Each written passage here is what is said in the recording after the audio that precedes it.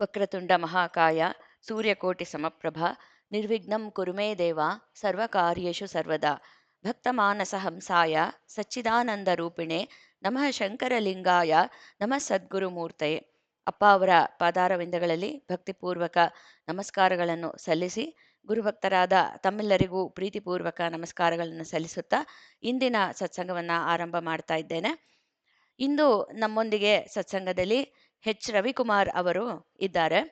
ತಮಗೆಲ್ಲ ಇವರ ಒಂದು ಕಿರುಪರಿಚಯವನ್ನ ನಾನಾಗಲೇ ಗ್ರೂಪಲ್ಲಿ ಮಾಡಿಕೊಟ್ಟಿದ್ದೇನೆ. ಮತ್ತೊಮ್ಮೆ ತಮ್ಮೆಲ್ಲರಿಗೂ ಇವರ ಒಂದು ಕಿರುಪರಿಚಯ ಮಾಡಿಕೊಡ್ತೇನೆ. ಇವರು ಚೈತನ್ಯ ವಿಶ್ವವಿದ್ಯಾಲಯದಲ್ಲಿ ಇವಾಗ ಪ್ರಾಧ್ಯಾಪಕರಾಗಿದ್ದಾರೆ ಪ್ರಸ್ತುತ. ಹಾಗೆ ಅವರು PhD ಪದವಿಯನ್ನ ಪಡೆಯೋದಕ್ಕೋಸ್ಕರ ಅವರು ಒಂದು ಪ್ರಬಂಧಕ್ಕಾಗಿ ಅವರು ಅಧ್ಯಯನವನ್ನು ಮಾಡ್ತಾ ಇದ್ದಾರೆ. ಹಾಗೆ ಇವರಿಗೆ ರಾಮಾಯಣದಲ್ಲಿ ಒಂದು ವಿಶೇಷವಾದ ಆಸಕ್ತಿ ಇದೆ. ಇವರೊಡನೆ ಮಾತಾಡಿದಾಗ ಅವರು ಹಲವಾರು ವಿಚಾರಗಳನ್ನು ನನಗೆ ತಿಳಿಸಿದ್ರು. ರಾಮಾಯಣದ ಕುರಿತಾಗಿ ಅವರು ಬೇರೆ ಬೇರೆ ರಾಮಾಯಣಗಳ ಕುರಿತಾಗಿ ಕೂಡ, ಅಂದರೆ ವಾಲ್ಮೀಕಿ ರಾಮಾಯಣ, ಅದ್ಭುತ ರಾಮಾಯಣ, ಹೀಗೆ ಬೇರೆ ಬೇರೆ ರಾಮಾಯಣಗಳು ಬಹಳಷ್ಟಿದೆ, ತಮಗೆಲ್ಲರಿಗೂ ಗೊತ್ತಿದೆ. ಬೇರೆ ಬೇರೆ ರಾಮಾಯಣಗಳ ವಿಚಾರಗಳನ್ನು ಅವರು ಅಧ್ಯಯನ ಮಾಡಿದ್ದಾರೆ.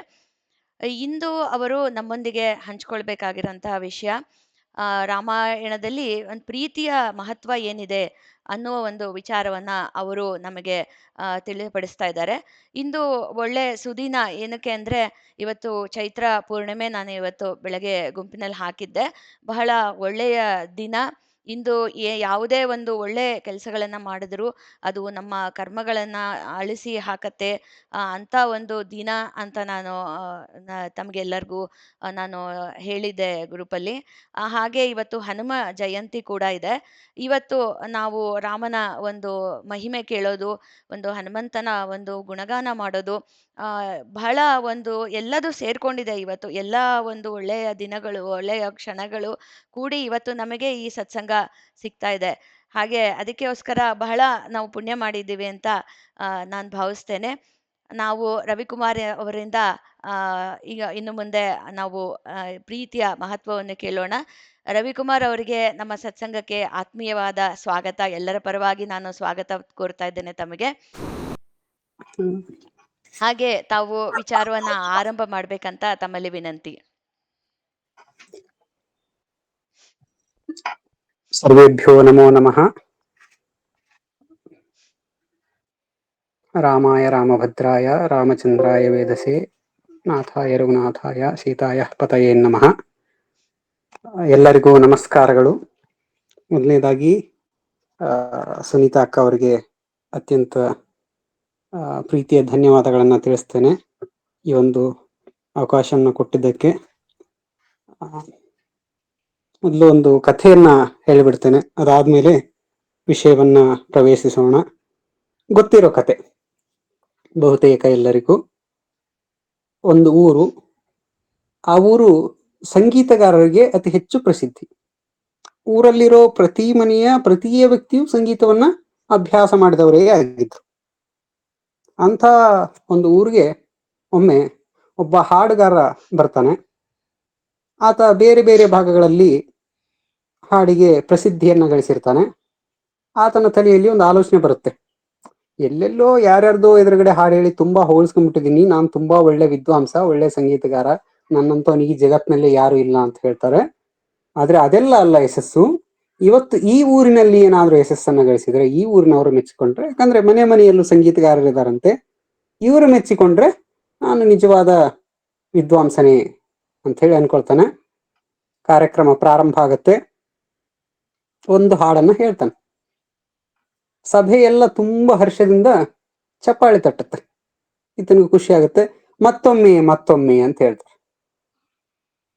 ಅವಾಗ ಸ್ವಲ್ಪ ಸಮಾಧಾನ ಆಗುತ್ತೆ, ಖುಷಿ ಆಗ್ಬಿಡುತ್ತೆ. ಈ ಊರಲ್ಲಿ ತುಂಬಾ ಸಂಗೀತಗಾರರಿದ್ದಾರೆ ಅನ್ಕೊಂಡಿದ್ದೆ, ಒಂದೇ ಹಾಡಿಗೆ ಎಲ್ಲರೂ ಮೆಚ್ಕೊಂಡು ಬಿಟ್ರು, ಮರುಳಾಗಿ ಬಿಟ್ರು, ನಾನು ಎಲ್ಲರನ್ನ ಗೆದ್ದು ಬಿಟ್ಟೆ ಅನ್ಸುತ್ತೆ. ಇನ್ನೊಂದ್ಸಾರಿ ಹೇಳ್ತಾನೆ ಅದೇ ಹಾಡನ್ನ. ಮತ್ತೆ ಹಾಡು ಮುಗಿದ ತಕ್ಷಣ ಎಲ್ಲಾರು ಚಪ್ಪಾಳೆ ತಟ್ತಾರೆ. ಇನ್ನೊಮ್ಮೆ ಇನ್ನೊಮ್ಮೆ ಇನ್ನೊಮ್ಮೆ. ನಿನಗೆ ಆಶ್ಚರ್ಯ ಆಗುತ್ತೆ, ಇದೇನಿದು, ಈ ಊರಲ್ಲಿ ಸಂಗೀತಗಾರರಿದ್ದಾರೆ, ನನ್ನ ಬೇರೆ ಬೇರೆ ರೀತಿಯ ಸ್ವರ ಸಾಧನೆಯನ್ನ ಪ್ರಸ್ತುತಿಪಡಿಸ್ಬೇಕಂದ್ರೆ ಒಂದೇ ರಾಗವನ್ನೇ ಪುನಃ ಪುನಃ ಕೇಳ್ತಾ ಇದಾರಲ್ಲ ಆಯ್ತು ಅಂತ ಹೇಳಿ ಮತ್ತೆ ಹೇಳ್ತಾನೆ. ಯಥಾ ಪ್ರಕಾರ ಮತ್ತೆ ಹಾಡು ಮುಗಿದ ತಕ್ಷಣ ಚಪ್ಪಾಳೆ, ಇನ್ನೊಮ್ಮೆ ಇನ್ನೊಮ್ಮೆ ಅನ್ನೋ ಕೂಗು. ಹೀಗೆ 1 ಗಂಟೆ ಕಾರ್ಯಕ್ರಮ. 1 ಗಂಟೆ ಇದ್ದಕ್ಕೂ ಒಂದೇ ಹಾಡನ್ನೇ ಪದೇ ಪದೇ ಹೇಳಿಸ್ತಾರೆ. ಈ ಸಂಗೀತಗಾರನಿಗೆ ಅನಿಸ್ಬಿಡುತ್ತೆ, ನನ್ನಂತ ಸಂಗೀತಗಾರ ಈ ಜಗತ್ನಲ್ಲೇ ಯಾರಿಲ್ಲ ಅಂತ. 1 ಗಂಟೆ ಕಾರ್ಯಕ್ರಮ ಮುಗಿಯುತ್ತೆ. ಆಗ ಸಭಿಕರೊಬ್ರು ಹೇಳ್ತಾರೆ, ಹಾ ನೋಡಿ, ಈ ಹಾಡನ್ನ ಹೀಗೆ ಇನ್ನೊಂದ್ 2-3 ವರ್ಷ ಅಭ್ಯಾಸ ಮಾಡಿದ್ರೆ ಆವಾಗ ನೀವು ಒಂದು ತಕ್ಕ ಮಟ್ಟಿಗೆ ಈ ಹಾಡನ್ನ ಚೆನ್ನಾಗಿ ಹಾಡಬಲ್ರಿ, ಸ್ವರಗಳು ಕೂಡುತ್ತೆ ಅಂತ ಹೇಳ್ತಾರೆ. ಇವ್ರು ಇಲ್ಲಿವರೆಗೂ ಏನ್ ಅನ್ಕೊಂಡ್ಬಿಟ್ಟಿರ್ತಾರೆ, ನಾನು ಅತ್ಯಂತ ಲಯಬದ್ಧವಾಗಿ ಸುಸ್ವರವಾಗಿ ಹೇಳಿದೀನಿ ಅಂತ ಅನ್ಕೊಂಡ್ಬಿಟ್ಟಿರ್ತಾರೆ. ಸೊ ಆದ್ರೆ ಆಗಿದ್ದೇ ಬೇರೆ, ಇವರ ಸ್ವರದಲ್ಲಿ ತಪ್ಪು ಇದ್ದದ್ರಿಂದ ಅದನ್ನೇ ಪುನಃ ಪುನಃ ಹಾಡಿಸಿ ಊರಿನ ಜನ ಅತ್ಯಂತ ಪ್ರೀತಿಯಿಂದ ಪ್ರೋತ್ಸಾಹದಿಂದ ಚಪ್ಪಾಳೆ ತಟ್ತಾ ಇರ್ತಾರೆ. ಈ ಘಟನೆ, ಕತೆ ಕಾಲ್ಪನಿಕ, ಆದ್ರೆ ಈ ಕ್ಷಣಕ್ಕೆ ಇದು ನನ್ನ ಜೀವನದಲ್ಲಿ ವಾಸ್ತವದ ರೀತಿಯಲ್ಲಿ ಭಾಸವಾಗ್ತಾ ಇದೆ. ವಯಸ್ಸು, ಜೀವನ, ವಿದ್ವತ್ತು ಯಾವುದರಿಂದಲೂ ನಿಮಗಿರೋ ಅನುಭವದಷ್ಟು ನನಗಿಲ್ಲ. ಆದ್ರೂ ಸಹ ನಾನು ಇವತ್ತು ರಾಮಾಯಣದಲ್ಲಿ ಪ್ರೀತಿಯ ಮಹತ್ವದ ಬಗ್ಗೆ ಮಾತನಾಡ್ತಾ ಇದ್ದೀನಿ. ಇದೊಂದು ರೀತಿಯ ನನಗೂ ಅತ್ಯಂತ ಸಂತೋಷದ ಮತ್ತೆ ಅತ್ಯಂತ ಭಯದ ಸಂಗತಿ. ಯಾಕಂದ್ರೆ ನಾನು ಆಗ್ಲೇ ಹೇಳ್ದಂಗೆ ವಯಸ್ಸಿಗೆ ಒಂದು ಜೀವನ ಇರುತ್ತೆ. ಕೆಲವೊಂದ್ಸರಿ ಕೆಲವೊಬ್ಬರಿಗೆ ವಯಸ್ಸು ಕಡಿಮೆ ಇರುತ್ತೆ, ಜೀವನ ಜಾಸ್ತಿ ಆಗಿರುತ್ತೆ, ಒಳ್ಳೆ ಅನುಭವ ಇರುತ್ತೆ, ಒಂದು ವಿದ್ವತ್ತಿರುತ್ತೆ. ಇನ್ನೂ ಕೆಲವೊಬ್ಬರಿಗೆ ವಯಸ್ಸಾಗಿರುತ್ತೆ, ಜೀವನ ತುಂಬಾ ಇರಲ್ಲ, ಬಟ್ ವಯಸ್ಸಾಗ್ಬಿಟ್ಟಿರುತ್ತೆ. ನೀವುಗಳು ಅತ್ಯಂತ ವಯಸ್ಕರು ಮತ್ತೆ ಅತ್ಯಂತ ತುಂಬು ಜೀವನವನ್ನ ಬದುಕಿದವರು. ನಿಮ್ಮಂಥವ್ರ ಮುಂದೆ, ಅಷ್ಟೊಂದು ರಾಮನ್ನ ಪ್ರೀತಿಸಿದವರು, ಆರಾಧಿಸಿದವರು, ಅಧ್ಯಯನ ಮಾಡಿದವ್ರ ಮುಂದೆ ರಾಮನ ಬಗ್ಗೆ ನಾನೇನು ಮಾತನಾಡಬಲ್ಲೆ, ರಾಮಾಯಣದ ಬಗ್ಗೆ ನಾನೇನು ಮಾತನಾಡಬಲ್ಲೆ ಅನ್ನೋದು ಒಂದು ಯಕ್ಷ ಪ್ರಶ್ನೆಯಾಗಿ ನನಗೂ ಸಹ ಇತ್ತು. ಆದ್ರೂ ಒಂದು ಧೈರ್ಯ ಏನಂದ್ರೆ, ಒಂದು ಶ್ಲೋಕದ ಬಲದಿಂದ ಮಾತನಾಡೋಣ ಅಂತ ಹೇಳಿ ನಿರ್ಧಾರ ಮಾಡಿದ್ದು. ಭವಂತಃ ಸರ್ವಜ್ಞಾಃ ಸಕಲ ಭುವನೇ ರೂಢ ಯಶಸಃ ಸರಸವಚ ವಯಂ ತಾವತ್ ಬಾಲಾಃ ಸರಸವಚನೆ ನೈವ ನಿಪುಣಾಃ ತಥಾಪಿ ಇಯಂ ವಾಣಿ ದಿಶತು ಭವತಾಂ ಕರ್ಣಕುಹರೆ ಕಿಶೋರಸ್ಯ ಆಲಾಪ ಖಲು ಭವತಿ ಪಿತ್ರೋರಪಿ ಮೋದಯಂತಿ ಅಂತ ಹೇಳ್ಬಿಟ್ಟು ಒಂದು ಶ್ಲೋಕ. ಭವಂತಃ ಸರ್ವಜ್ಞ, ನೀವೆಲ್ಲರೂ ತಿಳಿದವರೇ ಇದ್ದೀರಾ. ಸಕಲ ಭುವನೇ ರೂಢ ಯಶಸ್ಸಃ, ಭುವನದಲ್ಲಿ ಅತ್ಯಂತ ಸಹಜವಾಗಿ ಯಶಸ್ಸನ್ನು ಗಳಿಸಿದವರು, ಯಶಸ್ಸಿನ ಹುಚ್ಚಿಗೆ ಬಿದ್ದು ಯಶಸ್ಸನ್ನು ಗಳಿಸಿದವರಲ್ಲ, ಸಹಜವಾಗಿ ಬದುಕಿ ನಿಮ್ಮ ಅಂತರಂಗದ ಜಗತ್ನಲ್ಲಿ, ಕನಿಷ್ಠ ಪಕ್ಷ ಹೊರಗಿನ ಜಗತ್ನಲ್ಲಿ ಅತ್ಯಂತ ದೊಡ್ಡ ಯಶಸ್ವಿಗಳಾಗಿಲ್ಲದೆ ಇರ್ಬೋದು, ನೀವೆಲ್ಲರೂ ಈ ಆಧ್ಯಾತ್ಮಿಕ ಚಿಂತಕರಾಗಿರೋದ್ರಿಂದ ಖಂಡಿತವಾಗ್ಲೂ 100% ನನಗೆ ನಂಬಿಕೆ ಇದೆ, ನಿಮ್ಮ ಅಂತರಂಗದ ಜಗತ್ತಿನಲ್ಲಿ ನೀವು ಅತ್ಯಂತ ಯಶಸ್ವಿ ವ್ಯಕ್ತಿಗಳಾಗಿರ್ತೀರ. ವಯಂ ತಾವತ್ ಬಾಲಾಹ, ನಾನು ಸಣ್ಣ ಹುಡುಗ, ಆದ್ರೂ ಸರಸವಚನೆ ನೈವ ನಿಪುಣಾಹ, ತುಂಬಾ ಚೆನ್ನಾಗಿ ಮಾತನಾಡಬಲ್ಲವನಲ್ಲ. ತಥಾಪಿ ಇಯಂ ವಾಣಿ ದಿಶತು ಭವತಾಂ ಕರ್ಣಕುಹರೆ, ಆದ್ರೂ ಈ ಮಾತುಗಳು ನಿಮ್ಮನ್ನ ರಂಜಿಸಲಿವೆ ಅಂತ ಭಾವಿಸ್ತೀನಿ. ಯಾಕೆ ಅಂದ್ರೆ ಕಿಶೋರಸ್ಯ ಆಲಾಪ ಖಲು ಭವತಿ ಪಿತ್ರೋರತಿ ಮುದಯಂತಿ, ಸಣ್ಣ ಮಕ್ಕಳ ಮಾತೆ ತಂದೆಯಂದ್ರಿಗೆ, ಹಿರಿಯರಿಗೆ ಅತ್ಯಂತ ಖುಷಿಯನ್ನ ಕೊಡೋದು. ವಿದ್ವತ್ಪೂರ್ಣವಾದ ಭಾಷಣಗಳಿಗಿನ್ನ ಆ ಚಿಕ್ಕ ಮಕ್ಕಳಾಡೋ ತೊದಲು ನುಡಿಗಳಿದೆ ಅಲ್ವಾ, ಅದೇ ನಮಗೆ ಎಷ್ಟೊಂದು ಖುಷಿಯನ್ನ ಕೊಟ್ಬಿಡುತ್ತೆ. ಅದರಲ್ಲಿ ರಾಗ ಬೇಡ, ತಾಳ ಬೇಡ, ಏನೋ ಒಂದು ಅರ್ಥ ಬೇಡ, ಸುಮ್ಮನೆ ಅವು ಏನೋ ತೊದಲ್ತಾ ಇದ್ರು ಒಂದು ಆನಂದ. ಎಂತೆಂಥ ವಿದ್ವತ್ ಭಾಷಣಗಳನ್ನು ನಮ್ಮನ್ನ ಯಾವ ಆನಂದ ಅವಸ್ಥೆಗೆ ತಗೊಂಡು ಹೋಗಲ್ಲಾರ್ವೋ ಅಂತ ಅವಸ್ಥೆಗೆ ಮುದ್ದು ಮಕ್ಕಳ ತೊದಲು ತೆಗೆದುಕೊಂಡು ಹೋಗ್ಬಿಡಬಲ್ಲದು. ನೀವೆಲ್ಲರೂ ವಯಸ್ಸಿನಲ್ಲಿ ಹಿರಿಯರೇ ಇದರಿಂದ ನನ್ನ ಮಾತುಗಳನ್ನ ಈ ಬಾಲನ ತೊದಲು ನುಡಿಗಳ ರೀತಿಯಲ್ಲೇ ಸ್ವೀಕರಿಸಿ ದಯಮಾಡಿ. ಆದ್ರೆ ಅದರಲ್ಲಿ ಏನಾದ್ರೂ ದೋಷಗಳಿದ್ರೆ ನಾನು ಸಣ್ಣವನಲ್ಲ, ದೊಡ್ಡವನು, ಸೊ ಖಂಡಿತವಾಗ್ಲೂ ಹೇಳಿ ಕೊನೆಯಲ್ಲಿ ತಿದ್ದುಕೊಳ್ತೀನಿ. ಇವತ್ತು ಅಕ್ಕ ಕೇಳಿದ್ರು ರಾಮಾಯಣದ ಬಗ್ಗೆ ಮಾತಾಡ್ಬೋದಾ ಅಂತ ಹೇಳಿ. ಸುನೀತಾ ಅಕ್ಕ ಕೇಳಿದಾಗ ಖಂಡಿತವಾಗ್ಲೂ ರಾಮಾಯಣ ಯಾರಿಗೆ ಇಷ್ಟ ಇಲ್ಲ, ಕೇಳೋದು, ಹೇಳೋದು, ಮಾತನಾಡೋದು, ಓದೋದು. ಅದು ರಾಮಾಯಣ ಅನ್ನೋದು ಒಂದು ಮಹಾ ಸಮುದ್ರ. ಇದರಲ್ಲಿ ಯಾವ ವಿಚಾರವನ್ನು ಕುರಿತು ಮಾತನಾಡೋದು ಅಂತ ಹೇಳಿದಾಗ ನಾನು ರಾಮಾಯಣದಲ್ಲಿ ಪ್ರೀತಿಯ ಮಹತ್ವದ ಬಗ್ಗೆ ಮಾತನಾಡೋಣ ಅಂತ ಅನಿಸ್ತು. ಇದು ನನ್ನ ನಿರ್ಧಾರ ಅಲ್ಲ, ರಾಮಾಯಣ ಒಂದು ಪ್ರೇಮ ಕಾವ್ಯ, ಹಾಗಾಗಿ ಪ್ರೀತಿಯ ಮಹತ್ವವನ್ನ ಹೇಳೋಣ ಅಂತ ಅನ್ಕೊಂಡೆ.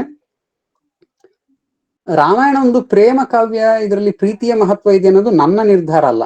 ಕನ್ನಡ ಸಾಹಿತ್ಯ ಸಾರಸ್ವತ ಲೋಕ ಕಂಡಂತ ಅತ್ಯಂತ ಶ್ರೇಷ್ಠ ದಾರ್ಶನಿಕ, ಬರೀ ಕವಿ ಮನುಷ್ಯ ಅಲ್ಲ, ದಾರ್ಶನಿಕ ಅಂತ ಕರಿತೀನಿ ನಾನು ಅವರನ್ನ.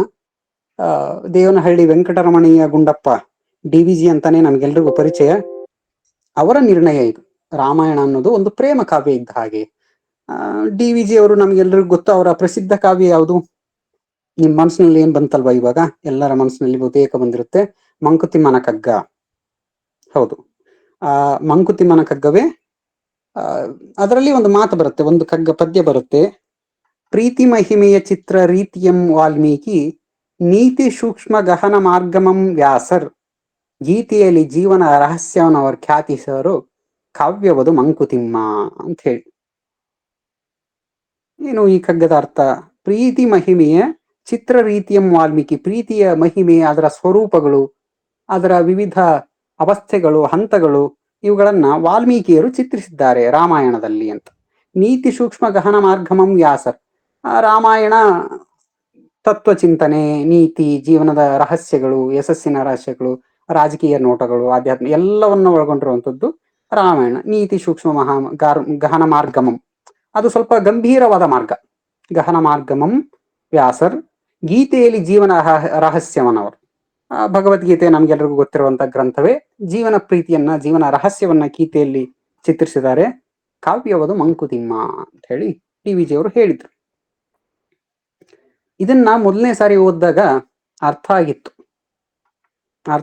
ಎಷ್ಟೊಂದ್ ಸಾರಿ ನಮ್ಗೆ ಭಾಷೆ ಗೊತ್ತಿಲ್ಲ ಅಂದ್ರೆ, ಅಥವಾ ಭಾಷೆ ಪ್ರೌಢಮೆ ಇಲ್ಲ ಅಂದ್ರೆ ಅರ್ಥ ಆಗಲ್ಲ. ಭಾಷೆಯಲ್ಲಿ ಭಾಷೆ ಗೊತ್ತಾಗಿ ಪ್ರೌಢಮೆ ಬಂದ ತಕ್ಷಣ ಅರ್ಥ ಆಗುತ್ತೆ. ಬಟ್ ಹಂಗಂತ ಅದರ ಒಳಾರ್ಥ ನಮಗೆ ಅರಿವಾಯ್ತು ಅಂತ ಹೇಳಲಿಕ್ಕಾಗಲ್ಲ. ಇದನ್ನ ನಾನ್ ಸೆಕೆಂಡ್ PUC ಇದ್ದಾಗಲೇ ಈ ಕಗ್ಗದ ಅರ್ಥ ಗೊತ್ತಾಗಿತ್ತು. ಅದರ ಅನುಭವಕ್ಕೆ ಬರ್ಲಿಕ್ಕೆ ಮತ್ತೊಂದು 7-8 ವರ್ಷ ಬೇಕಾಯ್ತು. ಇವತ್ತು ಸಂಪೂರ್ಣ ಅನುಭವಕ್ಕೆ ಏನು ಬಂದಿಲ್ಲ, ಆದ್ರೂ ತಕ್ಕ ಮಟ್ಟಿಗೆ ಆದ್ರೂ ಈ ಕಗ್ಗದ ಅರ್ಥ ಗೊತ್ತಾಯ್ತು. ಯಾಕೆ ರಾಮಾಯಣವನ್ನ ಪ್ರೇಮ ಕಾವ್ಯ ಅಂದ್ರು, ರಾಮಾಯಣದಲ್ಲಿ ಪ್ರೀತಿ ಮಹಿಮೆಯನ್ನು ವಾಲ್ಮೀಕಿಗಳು ಚಿತ್ರಿಸಿದ್ದಾರೆ ಅಂತ ಗುಂಡಪ್ಪನವ್ರು ಯಾಕೆ ಹೇಳಿದ್ರು ಅಂತ ಹೇಳಿ ಆಗ ಅನುಭವಕ್ಕೆ ಬಂದದ್ದು. ಯಾವಾಗ ಅಂದ್ರೆ, ಒಂದಿಷ್ಟು ಗುರುವಿಗಳನ್ನ ಇಟ್ಟುಕೊಂಡು ಇವುಗಳನ್ನ ಸಾಧನೆ ಮಾಡ್ಬೇಕು ಅಂತ ಹೊರಟಾಗ. ಒಂದು ದಿನ ಆಯ್ತು, ಒಂದು ವಾರ, ತಿಂಗಳು, ಒಂದಿನ ಏನೋ ಪ್ರಯತ್ನ ಮಾಡೋದು, ಯಾವ್ದೋ ಒಂದು ಕಾವ್ಯವನ್ನ ಅಧ್ಯಯನ ಮಾಡ್ಬೇಕು ಅನ್ಕೊಳ್ಳೋದು. ಒಂದಿನ ಅಧ್ಯಯನ ಮಾಡೋದು, ಒಂದು ವಾರ ಬಿಡೋದು. ಒಂದು ವ್ಯಾಯಾಮ ಶಾಲೆಗೆ ಸೇರ್ಕೊಳ್ಳೋದು, ಒಂದಿನ ಅಧ್ಯಯನ ಮಾಡೋದು, ಒಂದು ವಾರ ಬಿಡೋದು. ಒಂದು ಏನೋ ಮಾತು ಕೊಟ್ಟಿರ್ತೀವಿ, ಅದನ್ನ ಉಳಿಸ್ಕೊಳ್ಳಕ್ ಆಗದೆ ಇರೋದು. ಯಾಕೆ ಹೀಗೆ ಪದೇ ಪದೇ ಪದೇ ಪದೇ ವಿಫಲನಾಗ್ತಾ ಇದ್ದೀನಿ ಅನ್ನಿಸ್ದಾಗ ಮುಂದೆ ಗೊತ್ತಾಯಿದ್ದು, ನನ್ನ ಧ್ಯೇಯೋದ್ದೇಶಗಳನ್ನ ನಾನು ಅತಿಯಾಗಿ ಪ್ರೀತಿಸ್ತಾ ಇಲ್ಲ, ನನಗೆ ಅವುಗಳ ಬಗ್ಗೆ ಪ್ರೇಮವೇ ಇಲ್ಲ. ಅದಕ್ಕೆ ಏನಾದ್ರೂ ಸಣ್ಣ ಪುಟ್ಟ ಅಡೆತಡೆಗಳು ಬಂದಾಗ್ಲೂ ಬಿಟ್ಟು ಬಿಡ್ತೀನಿ. ಏನಾದ್ರೂ ಅಂತರಾಳದಲ್ಲಿ ಅಪಾರವಾದ ಪ್ರೀತಿ ಇತ್ತು ಅಂದ್ರೆ, ಎಂಥದೇ ಅಡೆತಡೆ ಬರಲಿ, ನಾವು ಅದೆಲ್ಲವನ್ನ ದಾಟಿ ಹೋಗಿ ಮುಟ್ಟುತ್ತೀವಿ ಅಂತ. ಈ ರಾಮಾಯಣದ ಮುಂದೆ ಇದರ ಗಹನ ಅರ್ಥವನ್ನು ಓದಬೇಕಾದ್ರೆ ಒಂದು ಮಾತು ಬಂತು, ರಾಮ ಆತ್ಮ, ಸೀತೆಯ ಹೃದಯ, ಈ ಬುದ್ಧಿಯ ರಾವಣ ಅಂತ. ನಮಗೆ ಆನಂದವಾಗಿರ್ಲಿಕ್ಕೆ ಹೊಟ್ಟೆ ಹಸ್ದಾಗ ಒಂದಿಷ್ಟು ಅನ್ನ ಸಾಕಾಗಿತ್ತು, ಅಷ್ಟು ಬಿಟ್ರೆ ಮತ್ತಿನ್ನೇನು ಬೇಡವಾಗಿತ್ತು. ಸುಲಭವಾಗಿ ಆನಂದಾವಸ್ಥೆಗೆ ತಲುಪಿಬಿಡ್ತಾ ಇದ್ವಿ. ಆದ್ರೆ ಈ ಬುದ್ಧಿ ಬೆಳೆದಂತೆಲ್ಲ ಇದನ್ನ ಭಗವಂತನಿಗೆ ಅರ್ಪಿಸಿ ಭಗವಂತನ ಸೇವೆಯನ್ನ ಮಾಡ್ದೇನೆ ಸರಿಯಾದ ರೀತಿಯಲ್ಲಿ ತೊಡಗಿಸದೇ ಇದ್ದದ್ರಿಂದ ತನಗೆ ತಿಳಿದಂತೆ ನಾಗಾಲೋಟಕ್ಕಿಳಿದಾಗ ಎಲ್ಲ ಸಮಸ್ಯೆಗಳು ಶುರುವಾದದ್ದು. ಈ ಹೃದಯ ಮತ್ತೆ ಆತ್ಮದ ನಡುವಿನ ಸಂಬಂಧದ ಮಧ್ಯೆ ಯಾವಾಗ ಈ ಬುದ್ಧಿ ಪ್ರವೇಶಿಸ್ತಲ್ಲ, ಆವಾಗ್ಲೇ ಬದುಕು ಕಷ್ಟ ಆಗ್ಲಿಕ್ಕೆ ಶುರುವಾಯ್ತು ಅಂತ ಅನ್ಸುತ್ತೆ. ಸೊ ಹಾಗಾಗಿ ಈ ಬುದ್ಧಿಯನ್ನ ಮಟ್ಟ ಹಾಕಿ ಹೃದಯ ಮತ್ತೆ ಆತ್ಮಸಂಧಾನವನ್ನ ಮಾಡಬೇಕು. ಅಂದ್ರೆ ನಮ್ಮ ಧ್ಯೇಯೋದ್ದೇಶಗಳನ್ನ ಅತಿಯಾಗಿ ಪ್ರೀತಿಸಬೇಕು. ಆವಾಗ್ಲೇ ರಾಮನ ರೀತಿಯಲ್ಲಿ, ದಶರಥನ ರೀತಿಯಲ್ಲಿ, ಸೀತೆಯ ರೀತಿಯಲ್ಲಿ, ಲಕ್ಷ್ಮಣನ ರೀತಿಯಲ್ಲಿ ಎಷ್ಟೇ ಅಡೆತಡೆಗಳು ಬರಲಿ, ಎಷ್ಟೇ ಸೋಲುಗಳು ಉಂಟಾಗ್ಲಿ, ಎಷ್ಟೇ ನೋವುಗಳು ಬರಲಿ, ನಾವು ಯಶಸ್ವಿಯಾಗಿ ನಡ್ಕೊಂಡು ದಾಟಿ ಬಿಡುವಲ್ವಿ ಈ ಸಾಗರವನ್ನ, ಸಂಸಾರ ಸಾಗರವನ್ನ. ಸೊ ಆಗ ಕಂಡು ಬಂದದ್ದು ರಾಮಾಯಣದ ಪ್ರತಿಯೊಂದು ಪಾತ್ರದ ಹೃದಯಾಂತರಾಳದಲ್ಲಿ ಪ್ರೇಮವಿತ್ತು ಅನ್ನೋದು. ಸೊ ಪ್ರೇಮ ಅಂದ್ರೆ ಇಂದ್ರಿಯಗಳ ನಡುವೆ ಸಿಲುಕಿ ಹಾಕೊಂಡು ನರಳುವಂತ ಪ್ರೇಮ ಅಲ್ಲ. ಸೊ ಯಾವುದು ಪ್ರೇಮ, ಯಾವ ಪ್ರೇಮದ ಬಗ್ಗೆ ಇವತ್ತು ಮಾತನಾಡ್ಲಿಕ್ಕೆ ಹೊರಟಿರೋದು ರಾಮಾಯಣದಲ್ಲಿ ಅಂದ್ರೆ, ನಾವು ಏನನ್ನಾದ್ರೂ ಕೊಟ್ಟದ್ದಕ್ಕೆ ಸಂತೋಷ ಆಗತ್ತಲ್ಲ, ಅದು ಆನಂದ. ಕಳಚಿಕೊಂಡಾಗ ಬರೋದು ಆನಂದ. ಏನನ್ನಾದ್ರೂ ಪಡೆದುಕೊಂಡಾಗ ಬರುತ್ತಲ್ಲ, ಅದು ಇಂದ್ರಿಯ ಸಂತೋಷ. ಅದು ಯಾವತ್ತಾದ್ರೂ ಒಂದಿನ ಮತ್ತೆ ದುಃಖದಲ್ಲೇ ಅಂತ್ಯ ಆಗೋದು. ಪಡೆದುಕೊಳ್ಳೋದು ಅಂದ್ರೆ ಬಂಧನ, ಕೊಟ್ಟು ಖುಷಿ ಆಗೋದು ಅಂದ್ರೆ ಕಳ್ಸ್ಕೊಂಡು ಮೋಕ್ಷಕ್ಕೆ ಇರೋದು ಅಂತ. ರಾಮಾಯಣದ ಯಶಸ್ವಿ ಪಾತ್ರಗಳೆಲ್ಲವನ್ನ ನೋಡಿ ನೀವು, ರಾಮನನ್ನ ನೋಡಿ, ಲಕ್ಷ್ಮಣನನ್ನ ನೋಡಿ, ದಶರಥ, ಕೌಸಲ್ಯ, ಎಲ್ಲರನ್ನ, ಹನುಮಂತ, ಸುಗ್ರೀವ, ವಿಭೀಷಣ, ಎಲ್ಲರೂ ಕೊಟ್ಟು ಖುಷಿ ಪಟ್ಟವರು. ಹಾಗಾಗಿನೇ ಅವ್ರು ಯಶಸ್ವಿ ಆದದ್ದು. ಈ ಕೈಕೇಯನ್ನ ನೋಡಿ, ರಾವಣನನ್ನ ನೋಡಿ, ಎಲ್ಲ ಪಡೆದುಕೊಂಡು ಸಂತೋಷ ಪಡ್ತೀನಿ ಅಂತ ಹೊರಟವ್ರು. ಸೀತೆಯನ್ನ ಪಡ್ಕೊಂಡ್ರೆ ಸಂತೋಷವಾಗಿರ್ತೀನಿ ಅಂತ ಹೊಂಟೋನು ರಾವಣ. ಆದ್ರೆ ತನ್ನ ಮಗನಿಗೆ ರಾಜ್ಯ ಸಿಕ್ಕಿಬಿಟ್ರೆ, ಈ ಸಂಪತ್ತುಗಳು ಸಿಕ್ಬಿಟ್ರೆ ನಾವು ಆನಂದವಾಗಿರ್ತೀವಿ ಅಂತ ಹೊಂಟೋಳು ಕೌಶಲ್ಯ. ಈ ಇಂದ್ರಿಯದ ಸಂತೋಷದ ಹಿಂದೆ ಬಿದ್ದು ಇವರೆಲ್ಲ ವೈಫಲ್ಯವನ್ನ ಅನುಭವಿಸಿಬಿಟ್ರು. ಸೊ ಈ ಕಾರಣಕ್ಕಾಗಿನೇ ನಾವು ರಾಮಾಯಣದಿಂದ ಕಲಿಬೇಕಾಗಿರೋದೇನಂದ್ರೆ, ಕೊಟ್ಟು ಖುಷಿ ಪಡೋದನ್ನ ಕಲಿಬೇಕು. ಇದನ್ನ ರಾಮಾಯಣದಲ್ಲಿ ಬೇರೆ ಬೇರೆ ಶ್ಲೋಕಗಳಲ್ಲಿ ಬೇರೆ ಬೇರೆ ಪಾತ್ರಗಳ ಮೂಲಕ ಹೇಗೆ ಸಾಧ್ಯವಾಗಿದೆ ಅನ್ನೋದನ್ನ ನಾನು ಕೆಲವೊಂದಿಷ್ಟು ಘಟನೆಗಳ ಮೂಲಕ ತಮ್ಮ ಮುಂದೆ ವ್ಯಕ್ತಪಡಿಸ್ಲಿಕ್ಕೆ ಇಷ್ಟಪಡ್ತೀನಿ.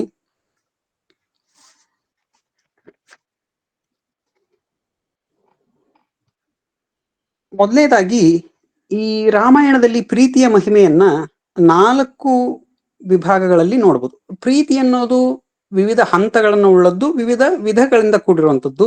ಮೊದಲನೇದು ತಂದೆ ತಾಯಿ ಮಗ ಮಗಳ ನಡುವಿನ ಪ್ರೀತಿ ಅನ್ನುವಂಥದ್ದು. ಎರಡನೇದು ಸಹೋದರರ ನಡುವಿನ ವಾತ್ಸಲ್ಯ. ಮೂರನೆಯದು ಸ್ವಾಮಿ ಮತ್ತೆ ಸೇವಕರ ನಡುವಿನ ವಾತ್ಸಲ್ಯ. ನಾಲ್ಕನೆಯದು ಪತಿ ಪತ್ನಿಯರ ನಡುವಿನ ವಾತ್ಸಲ್ಯ. ಇವುಗಳು ಅವರಿಗೆ ತಮ್ಮ ಕಷ್ಟಗಳನ್ನ ದಾಟಲಿಕ್ಕೆ ಹೇಗೆ ಸಹಾಯ ಮಾಡಿದ್ವು ಅಂತ ಹೇಳ್ಬಿಟ್ಟು ನೋಡೋಣ. ಮೊದಲನೇದಾಗಿ ತಂದೆ ತಾಯಿಯರ ಪ್ರೀತಿಯನ್ನ ನೋಡ್ಬೇಕು ಅಂದ್ರೆ, ದಶರಥನಿಗೆ ಅಷ್ಟು ದೊಡ್ಡ ಅಯೋಧ್ಯ ಸಾಮ್ರಾಜ್ಯದ ರಾಜ, ಏನೆಲ್ಲ ಇತ್ತು. ಆದರೂ ದಶರಥ ಅತ್ಯಂತ ಆನಂದವನ್ನ ಪಟ್ಟಿದ್ದು ಅಂದ್ರೆ ತನಗೆ ಪುತ್ರ ಬಂದ ಮೇಲೇನೆ. ಯಾಕೆ ಅಷ್ಟೊಂದು ನೀತಿ ನಿಯಮಗಳನ್ನೆಲ್ಲ ಅನುಸರಿಸಿ ಯಜ್ಞವನ್ನೆಲ್ಲ ಪುತ್ರಿಕಾಮೇಷ್ಟಿ ಯಾಗ ಮಾಡಿ ಯಜ್ಞವನ್ನ ಪಡ್ಕೊಂಡಲ್ವಾ? ಇದು ಪುತ್ರನ ಮೇಲಿನ ವಾತ್ಸಲ್ಯವನ್ನ ತೋರಿಸುತ್ತೆ. ಮಕ್ಕಳಂದ್ರೆ ಎಷ್ಟು ಪ್ರೀತಿ, ಹೇಗೆ ಮಕ್ಕಳನ್ನ ಪ್ರೀತಿಸ್ಬೇಕು, ಹೇಗೆ ಮಕ್ಕಳನ್ನ ಪಡ್ಕೋಬೇಕು ಅನ್ನೋದನ್ನ ರಾಮಾಯಣ ನೋಡಿ ಕಲಿಬೇಕು. ಸುಮ್ನೆ ಇಂದ್ರಿಯ ಲೋಲುಪತೆಗೆ ಬಿದ್ದು ಬಂದ ಮಕ್ಕಳು ಬಹಳ ಅಂದ್ರೆ ಒಳ್ಳೆಯ ಮನುಷ್ಯರಾಗಬಲ್ರು. ಆದ್ರೆ ದಶರಥ ಕೌಶಲ್ಯ ರೀತಿಯಲ್ಲಿ ತಪಸ್ಸು ಮಾಡಿ ಪಡ್ಕೊಂಡ್ರೆ ಮನುಷ್ಯೋತ್ತಮರಾಗ್ತಾರೆ, ನಾರಾಯಣರಾಗ್ತಾರೆ ಅವರು. ಅದಕ್ಕೆ ನಾರಾಯಣನೇ ಸ್ವತಃ ಬಂದದ್ದು. ಎಂತ ಅಪಾರವಾದ ಪ್ರೀತಿ ಇತ್ತು ದಶರಥನಿಗೆ ರಾಮನ ಮೇಲೆ ಅನ್ನೋದಕ್ಕೆ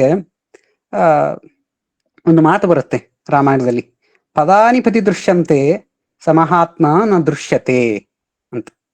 ದೃಶ್ಯಂತೆ ಅಂತ ಎಂತ ಮಾತು ನೋಡಿದು. ಹೆತ್ತೋರ್ ಹೆಗ್ನಾನು ಮುದ್ದು ಅಂತ ಹೇಳ್ತೀವಿ ನಾವು. ಎಲ್ಲರಿಗೂ ತಮ್ಮ ತಮ್ಮ ಮಕ್ಕಳಂದ್ರೆ ಪ್ರೀತಿನೇ. ಅವರ ದೋಷಗಳನ್ನು ಸಹ ಮುಚ್ಚಿಟ್ಕೊಂಡು ಅವ್ರ ಏನು ಒಳ್ಳೆ ಗುಣವನ್ನು ಹೇಳ್ಬಿಡ್ತೀವಿ.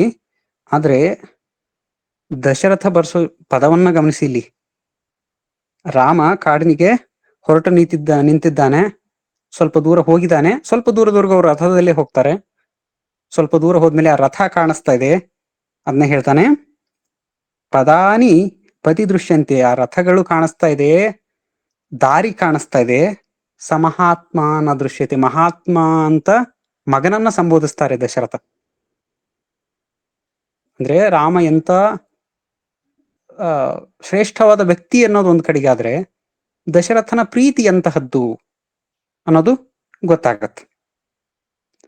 ಹಾಗೇನೆ ರಾಮನ ಪಿತೃ ಪ್ರೇಮವನ್ನ ನೋಡಿದಾಗ, ಬರೀ ಒಂದು ಮಾತು ಹೇಳ್ದ ಅನ್ನೋ ದಶರಥ, ಒಂದು ಮಾತು ಹೇಳ್ದ ಅನ್ನೋ ಕಾರಣಕ್ಕೆ ರಾಮ ಅಂತ ಅಯೋಧ್ಯ ರಾಜ್ಯವನ್ನ ತ್ಯಜಿಸಿ ಹೋಗ್ಬಿಟ್ಟ. ಯಾಕೆ, ಹೇಗೆ ಸಾಧ್ಯವಾದದ್ದು? ತಂದೆಯ ಮೇಲಿನ ಪ್ರೀತಿ. ರಾಜ್ಯವನ್ನ ಪಡ್ಕೊಂಡು ಇಂದ್ರಿಯ ಸಂತೋಷವನ್ನ ಪಡೆಯೋದಕ್ಕಿನ್ನ ಅಥವಾ ಈ ಸಂತೋಷಕ್ಕಿನ್ನ ತಂದೆಗೋಸ್ಕರ ಬಿಟ್ಟು ಕೊಟ್ರೆ ಅವನಿಗೊಂದು ಖುಷಿ. ತಂದೆಗೋಸ್ಕರ ಏನೋ ಮಾಡಿದ್ರೆ ಬರೋ ಆನಂದ ಇದೆಯಲ್ವಾ, ಅದು ಪಡ್ಕೊಂಡಾಗ ಬರೋ ಸಾಧ್ಯವೇ ಇಲ್ಲ. ಲಕ್ಷ್ಮಣ ಒಂದು ಮಾತು ಹೇಳ್ತಾನೆ, ಅಂದ್ರೆ ಇದು ಕೂಡ ರಾಮನ ಮೇಲಿನ ಪ್ರೀತಿಯ ಪ್ರತೀಕವೇ.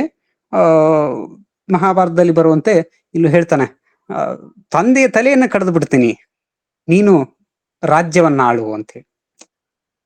ಇದು ಏನಂದ್ರೆ ಬುದ್ಧಿ ವಿಕಾರ ಆದಾಗ ರೋಷದಲ್ಲಿ ಹೇಳುವಂತ ಒಂದು ಮಾತು ಅಷ್ಟೇ. ಆದ್ರೆ ಅದು ಕೂಡ ರಾಮನ ಮೇಲಿನ ಪ್ರೀತಿಯನ್ನ ತೋರಿಸುತ್ತೆ.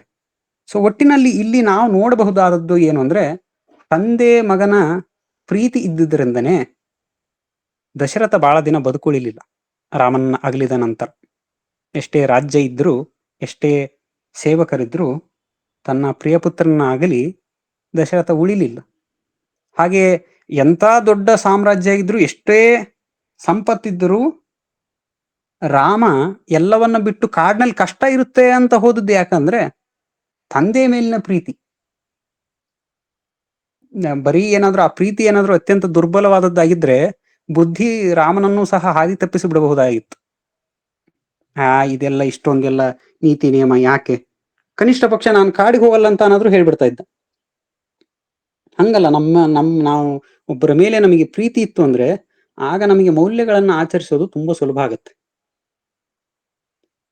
ತಾಯಿ ಮಕ್ಕಳ ಪ್ರೀತಿ ಅಂತದ್ದೆ. ಭರತ ಕೈಕೇಯಿಯ ಪ್ರೀತಿಯನ್ನು ನೋಡಿದ್ರೆ ಒಂದು ಏನು ಕೊಂದು ತಿನ್ನುವಂತ ಹುಲಿಗೂ ಸಹ ತನ್ನ ಮಕ್ಕಳ ಮೇಲೆ ಕರುಣೆ ಇರುತ್ತೆ. ಹಾಗೆ ಬೇರೆ ಬೇರೆ ದೃಷ್ಟಿ ಆಯಾಮಗಳಿಂದ ನೋಡಿದ್ರೆ ಕೈಕೇಯಿ ಕೆಟ್ಟವಳಾಗೆ ಕಾಣಿಸ್ಬೋದು, ಆದ್ರೆ ಎಲ್ಲವನ್ನ ಮಾಡಿದ್ದು ಒಂದು ರೀತಿಯ ಪುತ್ರನ ವ್ಯಾಮೋಹದಿಂದಾನೆ. ಇದು ಎಲ್ಲೋ ಒಂದು ಕಡೆಗೆ ಒಂದು ದೃಷ್ಟಿಕೋನದಿಂದ ಕೆಟ್ಟದ್ದಾಗಿದ್ರು ಕೂಡ ಡಿ ವಿ ಜಿ ಅವರು ಇನ್ನೊಂದ್ ಕಡೆಗೆ ಹೇಳ್ತಾರೆ, ಕೈಕೇಯಿ ಸತ್ಯಭಾಮಿಯರ ಗುಣವಿರದ ಪೆಣ್ಣಿಹಳೆ ಅಂತ. ಅಂದ್ರೆ ಅವರಿಂದಾನೇ ಲೋಕದ ತೊಟ್ಲು ತೂಗೋದು ಅನ್ನೋ ಅರ್ಥದಲ್ಲಿ ಹೇಳ್ತಾರೆ. ಇವರು ಎಲ್ಲ ಮಗನಿಗೋಸ್ಕರ ಏನೆಲ್ಲ ಮಾಡ್ಲಿಕ್ಕೆ ಹೊರಟಾಗ್ಲೇ ಕೆಲವೊಂದಿಷ್ಟು ಒಳ್ಳೆಯ ಕಾರ್ಯಗಳು ಸಹ ಆಗ್ತವೆ, ಆ ಉತ್ಕಟವಾದ ಪ್ರೀತಿ ಇರುತ್ತೆ. ಸೊ ಹೀಗೆ ರಾಮಾಯಣ ತುಂಬವೂ ಇಂದ್ರಜಿತ್ ರಾವಣನ ಪ್ರೇಮವನ್ನ ನೋಡ್ಬೋದು ನಾವು. ಅವನು ತಂದೆಗೋಸ್ಕರ ಏನೆಲ್ಲ ಮಾಡ್ಲಿಕ್ಕೆ ಹೋರಾಡ್ತಾನೆ. ಸೊ ಕಟ್ಟ ಕಡೆಯದಾಗಿ ನಾವು ಇವುಗಳಿಂದ ಅರ್ಥ ಮಾಡ್ಕೋಬೇಕಾದದ್ದಿಷ್ಟೇ, ಪ್ರೀತಿ ನಮ್ಮ ಕಾರ್ಯಗಳ ಮೂಲ ಕೇಂದ್ರ ಬಿಂದು ಆಗಿರ್ಬೇಕು.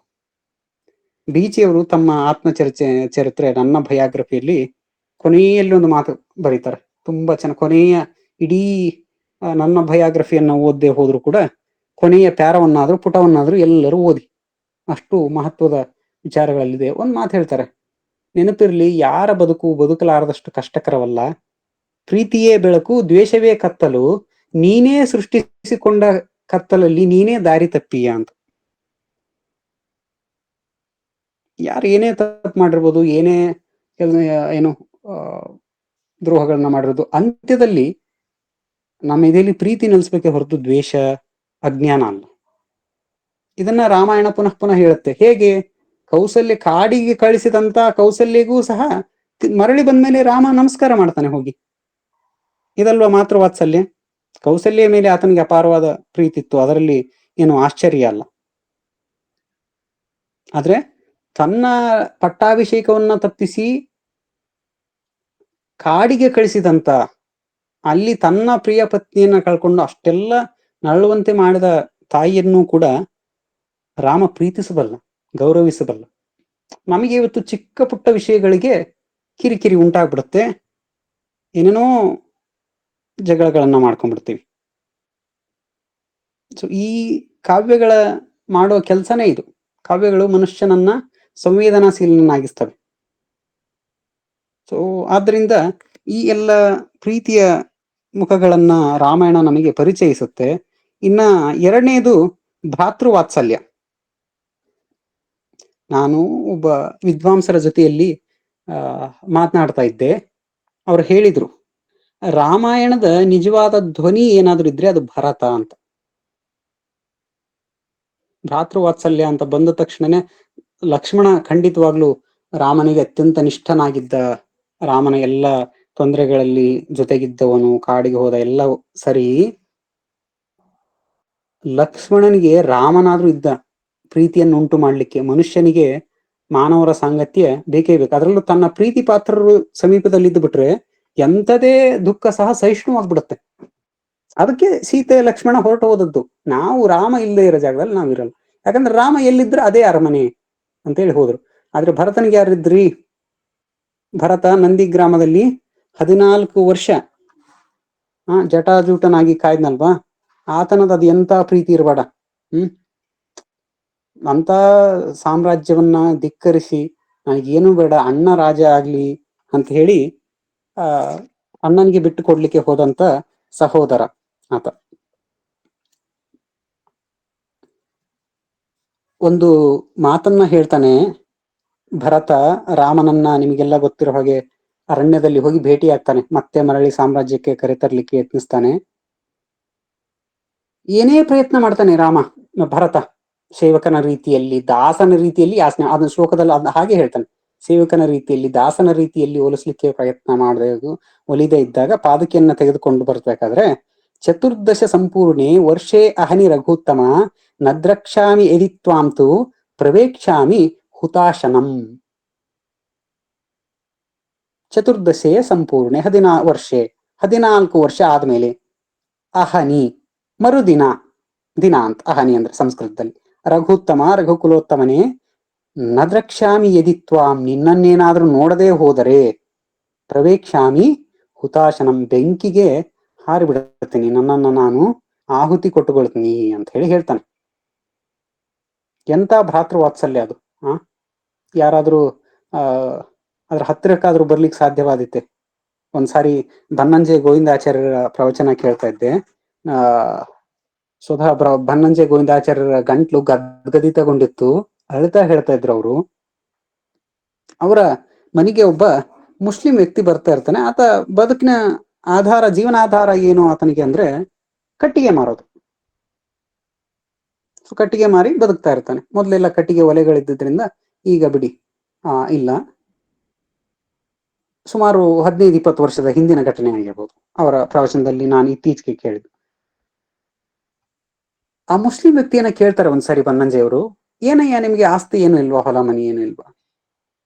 ಎಲ್ಲ ಇತ್ತು ಸರ್, ಹೊಲ ಮನೆ ಇತ್ತು, ಸ್ವಲ್ಪ ಜಮೀನು ಇತ್ತು, ಆದ್ರೆ ತಮ್ಮ ಅದನ್ನೆಲ್ಲ ತನಗ್ ಬೇಕು ಅಂತ ತಗೊಂಡ್ಬಿಟ್ಟ. ಏನಯ್ಯ ಕೇಸ್ ಹಾಕದಲ್ವಾ, ಅಣ್ಣ ತಮ್ಮಂದ್ರಿಗೆ ಸಮಪಾಲು ಬರ್ಬೇಕು ಅಂತ ಹೇಳ್ತಾ. ಆವಾಗ ಆ ವ್ಯಕ್ತಿ ಹೇಳಿದ್ರಂತೆ, ಸರ್ ರಾಜ್ಯವನ್ನೇ ಬಿಟ್ಟು ಕೊಟ್ಟ ರಾಮನ ನಾಡಿನವರು ಸರ್ ನಾವು, ತಮ್ಮನ ಮೇಲೆ ಕೇಸ್ ಹಾಕಾಗತ್ತಾ? ಎಂತ ಮಾತು ನೋಡಿ. ರಾಮಾಯಣ ಯಾರನ್ನ ತಾನೇ, ಯಾವ ಹೃದಯವನ್ನ ತಾನೇ ಕೇಳಿದ ಹೃದಯವನ್ನ ಪರಿವರ್ತಿಸಲಾರದು, ಪ್ರಭಾವಿಸಲಾರದು. ಯಾರನ್ನ ನಾವು ಅತ್ಯಂತ ಕಠೋರರು, ಕರುಣಾಹೀನರು ಅಂತ ಹೇಳ್ತೀವೋ ಅಂಥವ್ರನ್ನು ಸಹ ರಾಮಾಯಣ ಪರಿವರ್ತಿಸಿ ಬಿಡಬಲ್ದು. ಆಸ್ತಿಗೋಸ್ಕರ ಏನೇನೆಲ್ಲ ದುರಂತಗಳನ್ನ ನೋಡ್ತೀವಿ ಸಹೋದರರ ಮಧ್ಯೆ. ಆದ್ರೆ ರಾಮ, ಭರತ ಇವರೆಲ್ಲ ಸೂರ್ಯ ಚಂದ್ರ ಇರೋವರೆಗೂ ನಮ್ಗೆ ಆದರ್ಶವಾಗಬಲ್ಲವರು. ಇವರ ಕಥೆಗಳನ್ನ ಕೇಳಿ ಬೆಳೆದ್ರೆ, ಇವುಗಳನ್ನ ಅಧ್ಯಯನ ಮಾಡಿ ಬೆಳೆದ್ರೆ ಖಂಡಿತವಾಗ್ಲೂ ಅಣ್ಣ ತಮ್ಮಂದ್ರ ಮಧ್ಯೆ ಜಗಳ ಬರಕ್ ಸಾಧ್ಯನೇ ಇಲ್ಲ. ನಾವು ಆ ಮಟ್ಟಿನ ಸಹಿಷ್ಣುಗಳು, ತ್ಯಾಗಮಯಿಗಳು ಆಗದ್ ಬೇಕಾಗೇ ಇಲ್ಲ. ನಮ್ಮ ದುರ್ಬುದ್ಧಿಯನ್ನ ಹರಿಗೊಡ್ಲಿಕ್ಕೆ ಬಿಡದೆ ಇದ್ರೆ ಸಾಕು, ಆವಾಗ್ಲೇ ಎಷ್ಟು ಒಂದು ಸುಖ ಶಾಂತಿಯಿಂದ ಅಣ್ಣ ತಮ್ಮಂದ್ರ ಬದುಕ್ಬಿಡ್ತೀವಿ. ಆದ್ರೆ ನಮ್ಮ ಬುದ್ಧಿಗೆ ಈ ತರದ ಕಥೆಗಳು, ವಾಕ್ಯಗಳು ಕೇಳಿ ಸಂವೇದನೆಗೊಳ್ದೇನೆ ಬೆಳೆದ್ರೆ ಆಗ ಕೊಲೆನೋ ಆಗತ್ತೆ, ಕೋರ್ಟ್ಗೂ ಹೋಗ್ತೀವಿ, ಇನ್ನೇನೇನೋ ಆಗತ್ತೆ. ಎಂತ ಮಾತು ನೋಡಿ. ನದ್ರಕ್ಷಾಮಿ ಯದಿತ್ವಾಂ ಪ್ರವೇಕ್ಷಾಮಿ ಹುತಾಶನಂ, ನಿನ್ನನ್ನು ನೋಡದೆ ಹೋದ್ರೆ ಬೆಂಕಿಗೆ ಹಾರ್ಬಿಡ್ತೀನಿ ಅಂತ ಹೇಳ್ತಾರೆ. ಲಕ್ಷ್ಮಣ ರಾಮನ ಸಂಬಂಧ ಅಂತೂ ಎಲ್ಲೂ ನೋಡ್ಲಿಕ್ಕೆ ಸಾಧ್ಯವೇ ಇಲ್ಲದಂತ ಸಂಬಂಧ. ವಾಲ್ಮೀಕಿಗಳೇ ಒಂದು ಅದ್ಭುತವಾದ ಮಾತನ್ನ ಬರೀತಾರೆ, ರಾಮಸ್ಯ ದಕ್ಷಿಣಾಬಾಹು ನಿತ್ಯಂ ಪ್ರಾಣ ಬಹಿಶ್ಚರಃ. ಇದಕ್ಕಿನ್ನ ಒಂದು ಶ್ರೇಷ್ಠವಾದ ಹೋಲಿಕೆ ಮತ್ತೆ ಯಾರು ವರ್ಣಿಸ್ಲಿಕ್ಕೆ ಸಾಧ್ಯವೇ ಇಲ್ಲ ರಾಮನ ಲಕ್ಷ್ಮಣನ ಸಂಬಂಧವನ್ನು. ಏನು, ರಾಮಸ್ಯ ದಕ್ಷಿಣ ಬಾಹು, ಲಕ್ಷ್ಮಣ ಯಾರು? ರಾಮನ ಬಲಗೈ. ಅಷ್ಟೇ ಅಲ್ಲ, ನಿತ್ಯಂ ಪ್ರಾಣ ಬಹಿಶ್ಚರಃ, ಅವನು ರಾಮನ ಪ್ರಾಣವೇ ಆಗಿದ್ದಾನೆ, ಹೊರಗಡೆ ಓಡಾಡ್ತಾನೆ ಅಷ್ಟೇ. ಪ್ರಾಣ ಯಾವಾಗ್ಲೂ ಒಳಗಡೆ ಇರುತ್ತೆ ಅಂತ ಹೇಳ್ತೀವಲ್ವಾ, ಲಕ್ಷ್ಮಣ ರಾಮನ ಪ್ರಾಣನೇ ಆಗಿದ್ದಾನೆ. ಹನುಮಂತ ಸೀತೆಯನ್ನ ನೋಡ್ಲಿಕ್ಕೆ ಹೋದಾಗ ಸೀತೆ ಕೇಳ್ತಾಳೆ, ರಾಮ ಆರೋಗ್ಯವಾಗಿದ್ದಾನ, ನನ್ ನೆನಪಿದೇನಾ? ಲಕ್ಷ್ಮಣ ಜೊತೆಯಲ್ಲಿದ್ದಾನೆ, ಅವನಿಗೆ ಲಕ್ಷ್ಮಣ ಜೊತೆಯಲ್ಲಿದ್ದು ಬಿಟ್ರೆ ಬೇರೆ ಯಾರು ಬೇಡವೇ ಬೇಡ, ರಾಮ ಮರೆತು ಬಿಡ್ಬೋದು. ಅಂದ್ರೆ ಸೀತೆ ಏನೋ ರಾಮನನ್ನ ಅನುಮಾನಿಸ್ತಾ ಇದ್ದಾಳೆ ಅಂತಲ್ಲ, ಇಲ್ಲಿ ಲಕ್ಷ್ಮಣನ ಮೇಲೆ ರಾಮನ ಪ್ರೀತಿ ಎಷ್ಟಿತ್ತು, ರಾಮ ಲಕ್ಷ್ಮಣನ ಎಷ್ಟು ಪ್ರೀತಿಸ್ತಾ ಇದ್ದ ಅನ್ನೋದನ್ನ ಕಾಣ್ಬೋದು ಅಷ್ಟೆ. ಸೊ ಈ ತರದ ಭ್ರಾತೃ ವಾತ್ಸಲ್ಯ ಇದ್ರ ಒಂದು 5-10% ಆದ್ರೂ ನಾವು ಪ್ರತಿನಿತ್ಯ ರಾಮಾಯಣ ಆದ್ರೆ ಯಾವಾಗ್ಲೂ ರಾಮಾಯಣನ ಕೇಳ್ತಾ ಇದ್ರು ಬಂದ್ಬಿಡುತ್ತೆ ನಮ್ಮಲ್ಲಿ. ನನ್ನ ಅಣ್ಣ ನನ್ನ ತಮ್ಮ ಅನ್ನೋದು ಏನು ಕೇಳದೆ ಬೆಳೆದಾಗ ಈ ತರದ ಉದಾಹರಣೆಗಳನ್ನ ಕೇಳ್ದೇನೆ ಬರೀ ಹೊಡೆದಾಟ ಕಿತ್ತಾಟಗಳ ಈ ಇಂದ್ರಿಯ ಲೋಲುಪತೆಗೆ ಬಿದ್ದು ನರಳಾಡಿದವರ ಕಥೆಗಳನ್ನೇ ಅವನ್ನೇ ದಿನದ ಪತ್ರಿಕೆಯಲ್ಲಿ ಓದಿ ಪಕ್ಕದ ಮನೆಯಲ್ಲಿ ಕೇಳಿ ಬೆಳೆದ್ಬಿಟ್ರೆ ನಾವು ಹಾಗೆ ಆಗ್ಬಿಡ್ತೀವಿ. ರಾಮಾಯಣದ ಅಧ್ಯಯನ ಈ ಕಾರಣಕ್ಕೆ ಅವಶ್ಯಕ.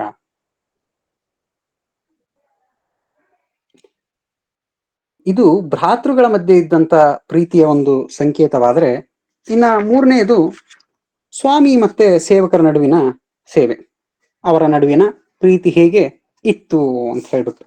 ಇದಕ್ಕಂತೂ ನಿಮ್ಗೆಲ್ಲರಿಗೂ ಸ್ವಾಮಿ ಸೇವೆ ಅಂದ ತಕ್ಷಣನೇ ಅದಕ್ಕೊಂದು ಆ ರೂಪಕ ಉಪಮೆ ಅನ್ನೋ ರೀತಿಯಲ್ಲಿ ಆಗಿರೋದು ಆಂಜನೇಯ ಮತ್ತೆ ರಾಮನ ಸಂಬಂಧ. ಆಂಜನೇಯನ 1%ಗೂ ಸಹ ಸ್ವಾಮಿ ಭಕ್ತಿ, ನಿಷ್ಠೆ, ಶ್ರದ್ಧೆ ನಾವು ತಲುಪಲಿಕ್ಕೆ ಸಾಧ್ಯವಿಲ್ಲವೇನು? ಎಂತೆಂಥ ಮಹತ್ ಕಾರ್ಯಗಳು ರಾಮನ ಹೆಸರಿನಲ್ಲಿ ಆಂಜನೇಯ ಮಾಡಿದ್ದು. ಸಮುದ್ರೋಲ್ಲಂಘನವನ್ನ ಮಾಡಿ ಆ ರಾಕ್ಷಸರ ಮಧ್ಯೆ ಹೋಗಿ ಸೀತೆಯನ್ನ ಮಾತಾಡಿಸ್ಕೊಂಡು ಮರಳಿ ಬಂದು ರಾಮನಿಗೆ ಹೇಳಿದ್ದು ಎಂತ ಅಸಾಧಾರಣ ಕಾರ್ಯ ಅದು. ಯುದ್ಧ ಸಮಯದಲ್ಲಿ ಲಕ್ಷ್ಮಣ ಮೂರ್ಛೆ ಬಿದ್ದಾಗ ಹೋಗಿ ಸಂಜೀವಿನಿ ಪರ್ವತವನ್ನೇ ತಂದದ್ದು. ಎಂತೆಂಥ ಮಹತ್ ಕಾರ್ಯಗಳನ್ನ ಎಲ್ಲವನ್ನ ಮಾಡಿದ್ದು ರಾಮನ ಮೇಲೆ ಇದ್ದಂತ ಪ್ರೀತಿಯಿಂದಾನೇ ಹನುಮಂತನಿಗೆ ಈ ಕಾರ್ಯವನ್ನ ಸಾಧಿಸ್ಲಿಕ್ಕೆ ಸಾಧ್ಯವಾದದ್ದು. ಇಲ್ಲವ ಅನುಮಾನ ಇದ್ದಿದ್ರೆ ಅಥವಾ ಏನಾದ್ರೂ ಲಾಭಕೋರತನದ ಯೋಚನೆಗಳಿದ್ದಿದ್ರೆ ಖಂಡಿತವಾಗ್ಲೂ ಒಂದು ಸಣ್ಣ ಕಾರ್ಯವನ್ನು ಸಾಧಿಸಲು ಸಾಧ್ಯ ಆಗ್ತಾ ಇರಲಿಲ್ಲ ಆಂಜನೇಯನಿಗೆ. ಒಂದು ಕತೆ ನೆನಪಿಗೆ ಬರುತ್ತೆ. ಒಂದು ಸಾರಿ ಒಂದು ಅರಣ್ಯದಲ್ಲಿ ಒಂದು ಆಶ್ರಮ ಇತ್ತಂತೆ. ಆಶ್ರಮದಲ್ಲಿ ಒಬ್ಬ ಗುರುಗಳು ಒಂದಿಷ್ಟು ಶಿಷ್ಯಂದರಿಗೆ ಪಾಠ ಮಾಡ್ತಾ ಇರ್ತಾರೆ. ಆ ಪಾಠ ಮಾಡ್ತಾ ಇರುವಾಗ ಅಲ್ಲಿಗೆ ಪ್ರತಿನಿತ್ಯ ಒಬ್ಬ ಮಹಿಳೆ ಬಂದು ಹಾಲನ್ನ ಕೊಟ್ಟು ಹೋಗ್ತಾ ಇರ್ತಾಳೆ. ಪಕ್ಕದ ಊರಿನ ಮಹಿಳೆ. ಮಧ್ಯದಲ್ಲಿ ಒಂದು ಸಣ್ಣ ಹಳ್ಳ ಇರುತ್ತೆ. ಮಳೆಗಾಲದಲ್ಲಿ ಮಳೆ ಜೋರಾಗ್ಬಿಡುತ್ತೆ. ಒಂದ್ಸಾರಿ ಹಳ್ಳ ನದಿ ತೀರ ತುಂಬಿ ಹರಿದಿದ್ರಿಂದ ಆಕೆಗೆ ಬರ್ಲಿಕ್ಕಾಗಲ್ಲ. ನೀರು ಇಳಿದ ನಂತರ ಮಾರನೇ ದಿನ ಬರ್ತಾರೆ. ಹೇಳ್ತಾರೆ ಗುರುಗಳಿಗೆ, ಯಾಕಮ್ಮ ನಿನ್ನೆ ಬರ್ಲಿಲ್ಲ ಅಂದಾಗ ರಾಮ ಅವಾಗ ಹೇಳ್ತಾರೆ, ಇಲ್ಲ ಸ್ವಾಮಿ, ನಿನ್ನೆ ಮಳೆ ಬಂದ್ಬಿಟ್ಟು ದಾರಿ ಮಧ್ಯದಲ್ಲಿ ಹಳ್ಳ ಬಂದ್ಬಿಟ್ಟಿತ್ತು, ನೀರು ಜಾಸ್ತಿ ಆದ್ರಿಂದ ದಾಟ್ಕೊಂಡು ಬರ್ಲಿಕ್ಕೆ ಆಗ್ಲಿಲ್ಲ. ಅಯ್ಯೋ, ಅಷ್ಟಕ್ಕೆ ಯಾಕಮ್ಮ ನೀನು ವಾಪಸ್ ಹೋಗ್ಬೇಕು, ರಾಮ ರಾಮ ಅನ್ಕೊಂಡು ದಾಟಿ ಬಿಟ್ಟಿದ್ರೆ ಬಂದ್ಬಿಡ್ತಾ ಇತ್ತು. ರಾಮನಾಮದಿಂದ ಎಲ್ಲ ಕಾರ್ಯಗಳು ಸಾಧ್ಯ ಅಂತ ಹೇಳ್ಬಿಟ್ಟು. ಆಯ್ತು ಬಿಡು ಸ್ವಾಮಿ ಅಂತ ಹೇಳಿ ಬರ್ತಾರೆ. ಮತ್ತೆ ಇನ್ನೊಂದ್ಸಾರಿ ಅದೇ ಮಳೆಯಾಗಿರುತ್ತೆ. ತುಂಬಾ ತುಂಬಿ ಹಳ್ಳ ತುಂಬಿ ಹರಿದಾಗ ಈ ಮಹಿಳೆ ಬರ್ತಾರೆ. ರಾಮ ರಾಮ ರಾಮ ಅನ್ಕೊಂಡು ನದಿಯನ್ನ ದಾಟಿ ಬಿಡ್ತಾರೆ. ಇವತ್ತು ಈ ಋಷಿ ನಿರೀಕ್ಷೆ ಮಾಡಿರಲ್ಲ ಇವ್ರು ಬರೋದನ್ನ. ಇವತ್ತು ಮಳೆಯಾಗಿದೆ, ಇವತ್ತು ಅವ್ರು ಬರಲ್ಲ ಅಂತ ಅನ್ಕೊಂಡಿರ್ತಾರೆ. ಆದ್ರೆ ಈಕೆ ಬಂದಿದ್ದನ್ನು ನೋಡಿ ಆಶ್ಚರ್ಯ ಆಗ್ಬಿಟ್ಟು, ಅಯ್ಯೋ ಇದೇನಮ್ಮ ಇವತ್ತು ಮಳೆ ಬಂದಿದ್ದೇನೆ, ಅಲ್ಲಿ ನೀರು ತುಂಬಿ ಹರಿತಾ ಇರ್ಲಿಲ್ವಾ ಅಂದಾಗ, ಇಲ್ಲ ಸ್ವಾಮಿ, ನೀವೇ ಹೇಳಿದ್ರಲ್ಲ ರಾಮ ರಾಮ ಅಂತ ಹೇಳ್ಕೊಂಡು ಬನ್ನಿ, ದಾಟಿ ಬಿಡಬಹುದು ಅಂತ ಹೇಳಿ.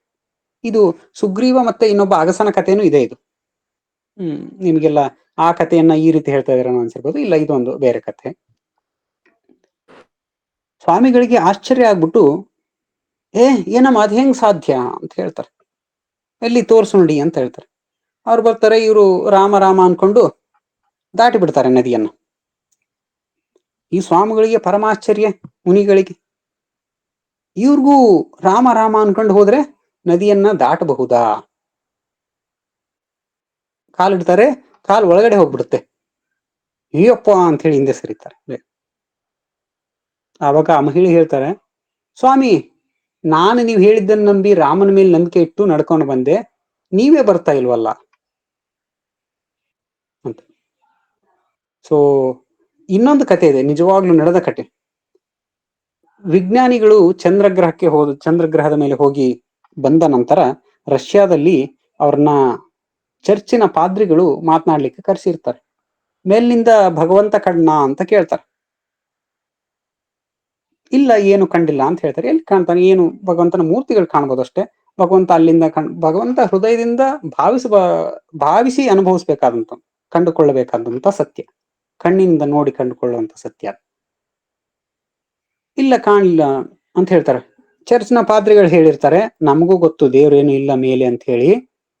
ಆದ್ರೂ ಯಾರಾದ್ರೂ ಕೇಳಿದ್ರೆ ದೇವ್ರನ್ನ ನೋಡಿದ್ವಿ, ದೇವ್ರ ಇರುವಿಕೆಯ ಕುರುಹನ್ನ ನೋಡಿದ್ವಿ ಅಂತ ಹೇಳ್ಬೇಕು ನೀವು ಅಂತ ಹೇಳ್ತಾರೆ. ಜೀವನ ಪೂರ್ತಿ ಭಾಷಣ ಮಾಡ್ತಾ ಇರೋದೇನು, ಏಸು ಇದಾನೆ, ಏಸುವನ್ನು ನಂಬಿ ಏಸು ನಿಮ್ಮನ್ನು ರಕ್ಷಿಸ್ತಾನೆ, ಹೀಗೆಲ್ಲ. ಈಗ ಹೇಳ್ತಾ ಇರೋದೇನು, ನಮಗೂ ಗೊತ್ತು ಭಗವಂತ ಅಂತ ಯಾರು ಇಲ್ಲ ಅಂತೇಳಿ. ರಷ್ಯಾ ನಿಮಗೆ ಗೊತ್ತು ಕಮ್ಯುನಿಸ್ಟರ ನಾಡು. ಆಮೇಲೆ ಒಂದಿಷ್ಟು ಸಾರಿ ಆ ಕಮ್ಯುನಿಸ್ಟ್ ಪಕ್ಷದವರು ಭಾಷಣ ಮಾಡ್ಲಿಕ್ಕೆ ಕರೆಸಿರ್ತಾರೆ. ಹೇಳ್ತಾರೆ ಭಗವಂತನ ಕುರುಹನ್ನ ಏನಾದ್ರು ನೋಡಿದ್ರಾ ಅಂತ. ಅವರು ಸೇಮ್ ಪ್ರಶ್ನೆ. ಅವಾಗ ಹೇಳ್ತಾರೆ ಹೌದು, ಕಂಡು ಭಗವಂತನ ಇರುವಿಕೆಯನ್ನ ಅನುಭವಿಸಿದ್ವಿ ಅಂತ. ಆಗ ಪಕ್ಷದ ರಾಜಕಾರಣಿಗಳು ಹೇಳ್ತಾರೆ, ನಮಗೂ ಗೊತ್ತು ಭಗವಂತನ ಇರುವಿಕೆ ಇಲ್ಲದೆ ಒಂದು ಹುಲ್ಲು ಕಡ್ಡಿಯು ಸಹ ಚಲಿಸಲ್ಲ, ಆದ್ರೆ ಯಾರಾದ್ರೂ ಕೇಳಿದ್ರೆ ದೇವ್ರು ಇಲ್ಲ ಅಂತ ಹೇಳ್ಬೇಕು ಅಂತ. ಅವ್ರು ಹೊರಗಡೆ ಪ್ರಚಾರ ಮಾಡ್ತಾ ಇರೋದೇನು, ದೇವ್ರಂತ ಯಾರು ಇಲ್ಲ, ದುಡಿಮೆಯೇ ಎಲ್ಲ ಜೀವನದ ಯಶಸ್ಸಿಗೆ ಕಾರಣ, ಚೆನ್ನಾಗಿ ದುಡಿಬೇಕು, ಹಾಗೆ ಹೀಗೆ ಅಂತ ಭಾಷಣ ಮಾಡ್ತಾ ಇದಾರೆ. ಒಳಗಡೆಗೆ ಭಗವಂತ ಇದ್ದಾನೆ ಅನ್ನೋದು ಅವರು ನಿಜವಾದ ಆಸ್ತಿಕರು. ಈ ಪರಮ ಡಾಂಭಿಕ ಆಸ್ತಿಕರು ಏನ್ ಮಾಡ್ತಾ ಇದಾರೆ, ಭಗವಂತ ಇದ್ದಾನೆ, ಭಗವಂತನ ನಂಬಿ ಕ್ಷಮಾಪಣಾ ಪತ್ರನ್ನ ತಗೊಳ್ಳಿ ಅಂತ ಭಾಷಣ ಮಾಡಿದವರು, ಇವರ ಎದೆಯಲ್ಲಿರೋ ನಂಬಿಕೆ ಏನು, ದೇವಂತ ಯಾರು ಇಲ್ಲ, ಯಾವತ್ತು ನೋಡಿಲ್ಲ. ಎಂತ ಪರಮ ನಾಸ್ತಿಕರು ಇವರು. ನಂಬಿಕೆ ಪ್ರೀತಿ ನಮ್ಮ ಕೇಂದ್ರ ಸ್ಥಾನದಲ್ಲಿರ್ಬೇಕು. ರಾಮನಿಗಿತ್ತಲ್ವಾ ಧರ್ಮದ ಬಗ್ಗೆ ಕೇಂದ್ರದಲ್ಲಿ ನಂಬಿಕೆ ಇತ್ತು, ಸೀತೆಗಿತ್ತಲ್ವಾ ರಾಮನ ಮೇಲೆ. ಹಾಗಿದ್ದಾಗ ಯಶಸ್ವಿ ಆಗ್ತೀವಿ, ಇಲ್ಲ ಅಂದ್ರೆ ನಮ್ಮ ಯಾವ ಈ ನಾಟಕೀಯ ಮಾತುಗಳು ಯಶಸ್ವಿ ಆಗಲ್ಲ, ನಂಬಿಕೆಗಳು. ಸೊ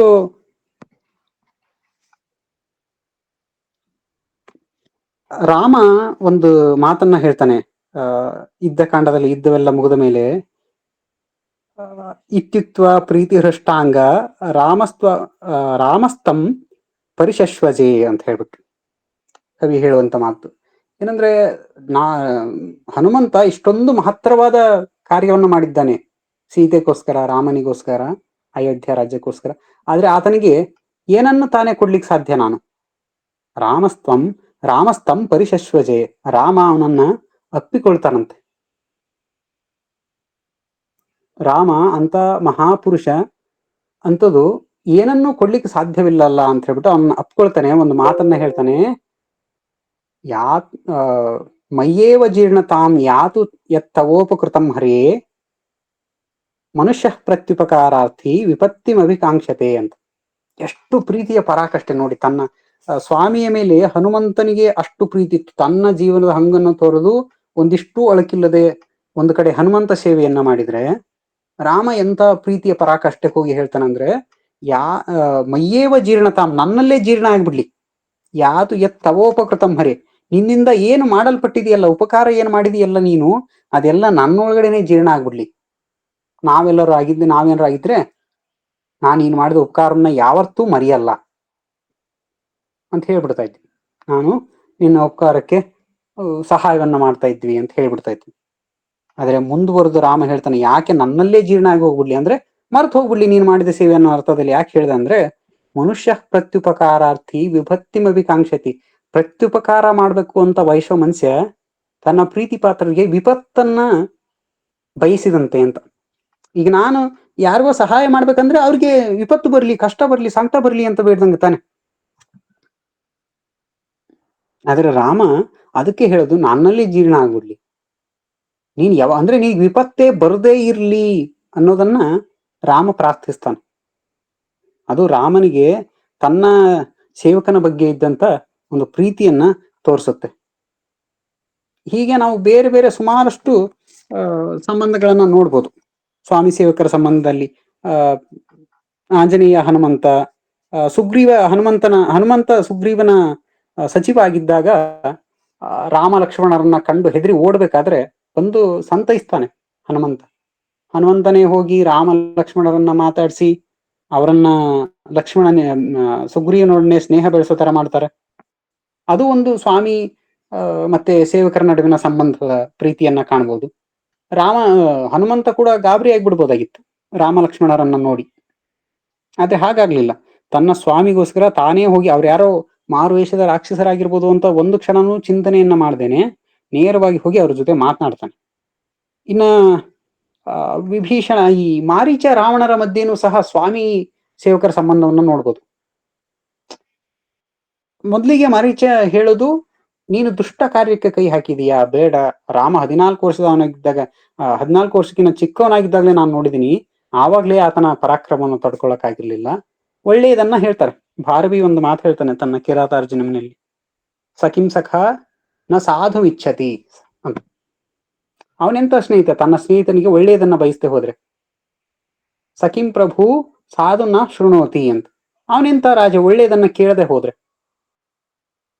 ಇಲ್ಲಿ ಮಾರೀಚ ಒಳ್ಳೆಯ ಸೇವಕನೇ ಆಗಿದ್ದ, ಒಳ್ಳೆಯದನ್ನ ಹೇಳಿದ. ಆದ್ರೆ ಒಳ್ಳೆಯದನ್ನ ಕೇಳದೆ ಇದ್ದವನು ರಾವಣ, ಅದಕ್ಕೆ ಕೆಟ್ಟ ರಾಜ. ನಮಗೂ ಸಹ ಎಷ್ಟೊಂದು ಸಾರಿ ನಮ್ಮ ಏನು ಹಿರಿಯರ ಮಾತುಗಳು, ನಮ್ಮ ತಂಡದ ನಾಯಕರ ಮಾತುಗಳು, ನಮ್ಮ ಮುಂದಾಳುಗಳ ಮಾತುಗಳು, ವಿವೇಚನೆಗಳು ನಮ್ಮ ಅಲ್ಪ ಬುದ್ಧಿಗೆ ಗೋಚರವಾಗಲ್ಲ. ಅವರ ದೂರದೃಷ್ಟಿ ತಿರಸ್ಕರಿಸ್ಬೇಕು ಅನ್ಸುತ್ತೆ, ಅವ್ರ ಮೇಲೆ ಕೋಪ ಬರುತ್ತೆ. ಆದ್ರೆ ನಮಗೆ ಈ ಸ್ವಾಮಿ ನಿಷ್ಠೆಯನ್ನ ಪದೇ ಪದೇ ಕೇಳಿ ಈ ಭಾವದಲ್ಲಿ ಬೆಳೆದವರಾಗಿದ್ರೆ ಏನೋ ಮುಂದೆ ಒಂದು ಕಾರಣ ಇರ್ಬೋದು ಅಂತ ಹೇಳ್ಬಿಟ್ಟು ನಾವು ಅದನ್ನ ಅನುಸರಿಸ್ತೀವಿ. ಒಂದು ವೇಳೆ ನಾವು ಈ ಕಥೆಯನ್ನು, ನೀವು ನಾಯಕರಾಗಿದ್ದರೆ ನಿಮ್ಮ ಸೇವಕರ ಮೇಲೆ ಅತ್ಯಂತ, ನಿಮ್ಮನ್ನ ಹಿಂಬಾಲಿಸುವವರ ಮೇಲೆ ಅತ್ಯಂತ ಪ್ರೀತಿ ಇರುತ್ತೆ. ಅವ್ರನ್ನ ನೋಡ್ಕೊಳ್ಳೋದು ನನ್ನ ಜವಾಬ್ದಾರಿ. ಅದೇ ನಿಮಗೇನಾದ್ರೂ ಈ ನಿಷ್ಠೆ, ಪ್ರೀತಿ ಇಲ್ಲ ನಿಮ್ಮ ಸೇವಕರ ಬಗ್ಗೆ ಅಂದ್ಬಿಟ್ರೆ ನಿಮ್ಮ ಸ್ವಂತ ಲಾಭವನ್ನ ಮಾತ್ರ ನೋಡ್ತೀರಿ. ಸೊ ಎಲ್ಲೋ ಎಂದೋ ಒಂದ್ ಕಡೆಗೆ ರಾಮನ ಬಗ್ಗೆ ಕೇಳ್ತಾ ಹೇಳ್ತಾ ರಾಮಾಯಣನ ಓದಿ ಬೆಳೆದವರಾಗಿದ್ರೆ ಸಂಪೂರ್ಣ 100ಕ್ಕೆ 100ರಷ್ಟು ನಿಸ್ವಾರ್ಥಿಗಳಾಗದೇ ಇದ್ರು ಕನಿಷ್ಠ ಪಕ್ಷ ಇರ್ಲಪ್ಪ, ಅವರು ನಮ್ಮ ಕೈ ಕೆಳಗಡೆ ಕೆಲಸ ಮಾಡೋರು, ಅವ್ರ ಯೋಗಕ್ಷೇಮವನ್ನು ನಾವು ನೋಡ್ಕೋಬೇಕು ಅನ್ನೋದು ನಮ್ಮ ಹೃದಯಕ್ಕೆ ಎಲ್ಲೋ ಒಂದ್ ರೀತಿ ಅಯೋಚಿತವಾಗಿನೇ ಬಂದ್ಬಿಡುತ್ತೆ. ಅದಕ್ಕೋಸ್ಕರ ನಾವು ರಾಮಾಯಣವನ್ನ ಅಧ್ಯಯನ ಮಾಡಬೇಕು. ಇನ್ನ ಇನ್ನೊಂದು ಕಟ್ಟಕಡೆಯ ಅಂಶ ನಾನು ತಗೊಂಡಿದ್ದು, ರಾಮಾಯಣದಲ್ಲಿ ಪ್ರೀತಿಯ ಮಹತ್ವವನ್ನು ನೋಡ್ಲಿಕ್ಕೆ ಈ ಅಂಶವನ್ನ ಕೊನೆಗಿಟ್ಕೊಂಡಿದ್ದು ಇದೇ ಕಾರಣಕ್ಕೆ.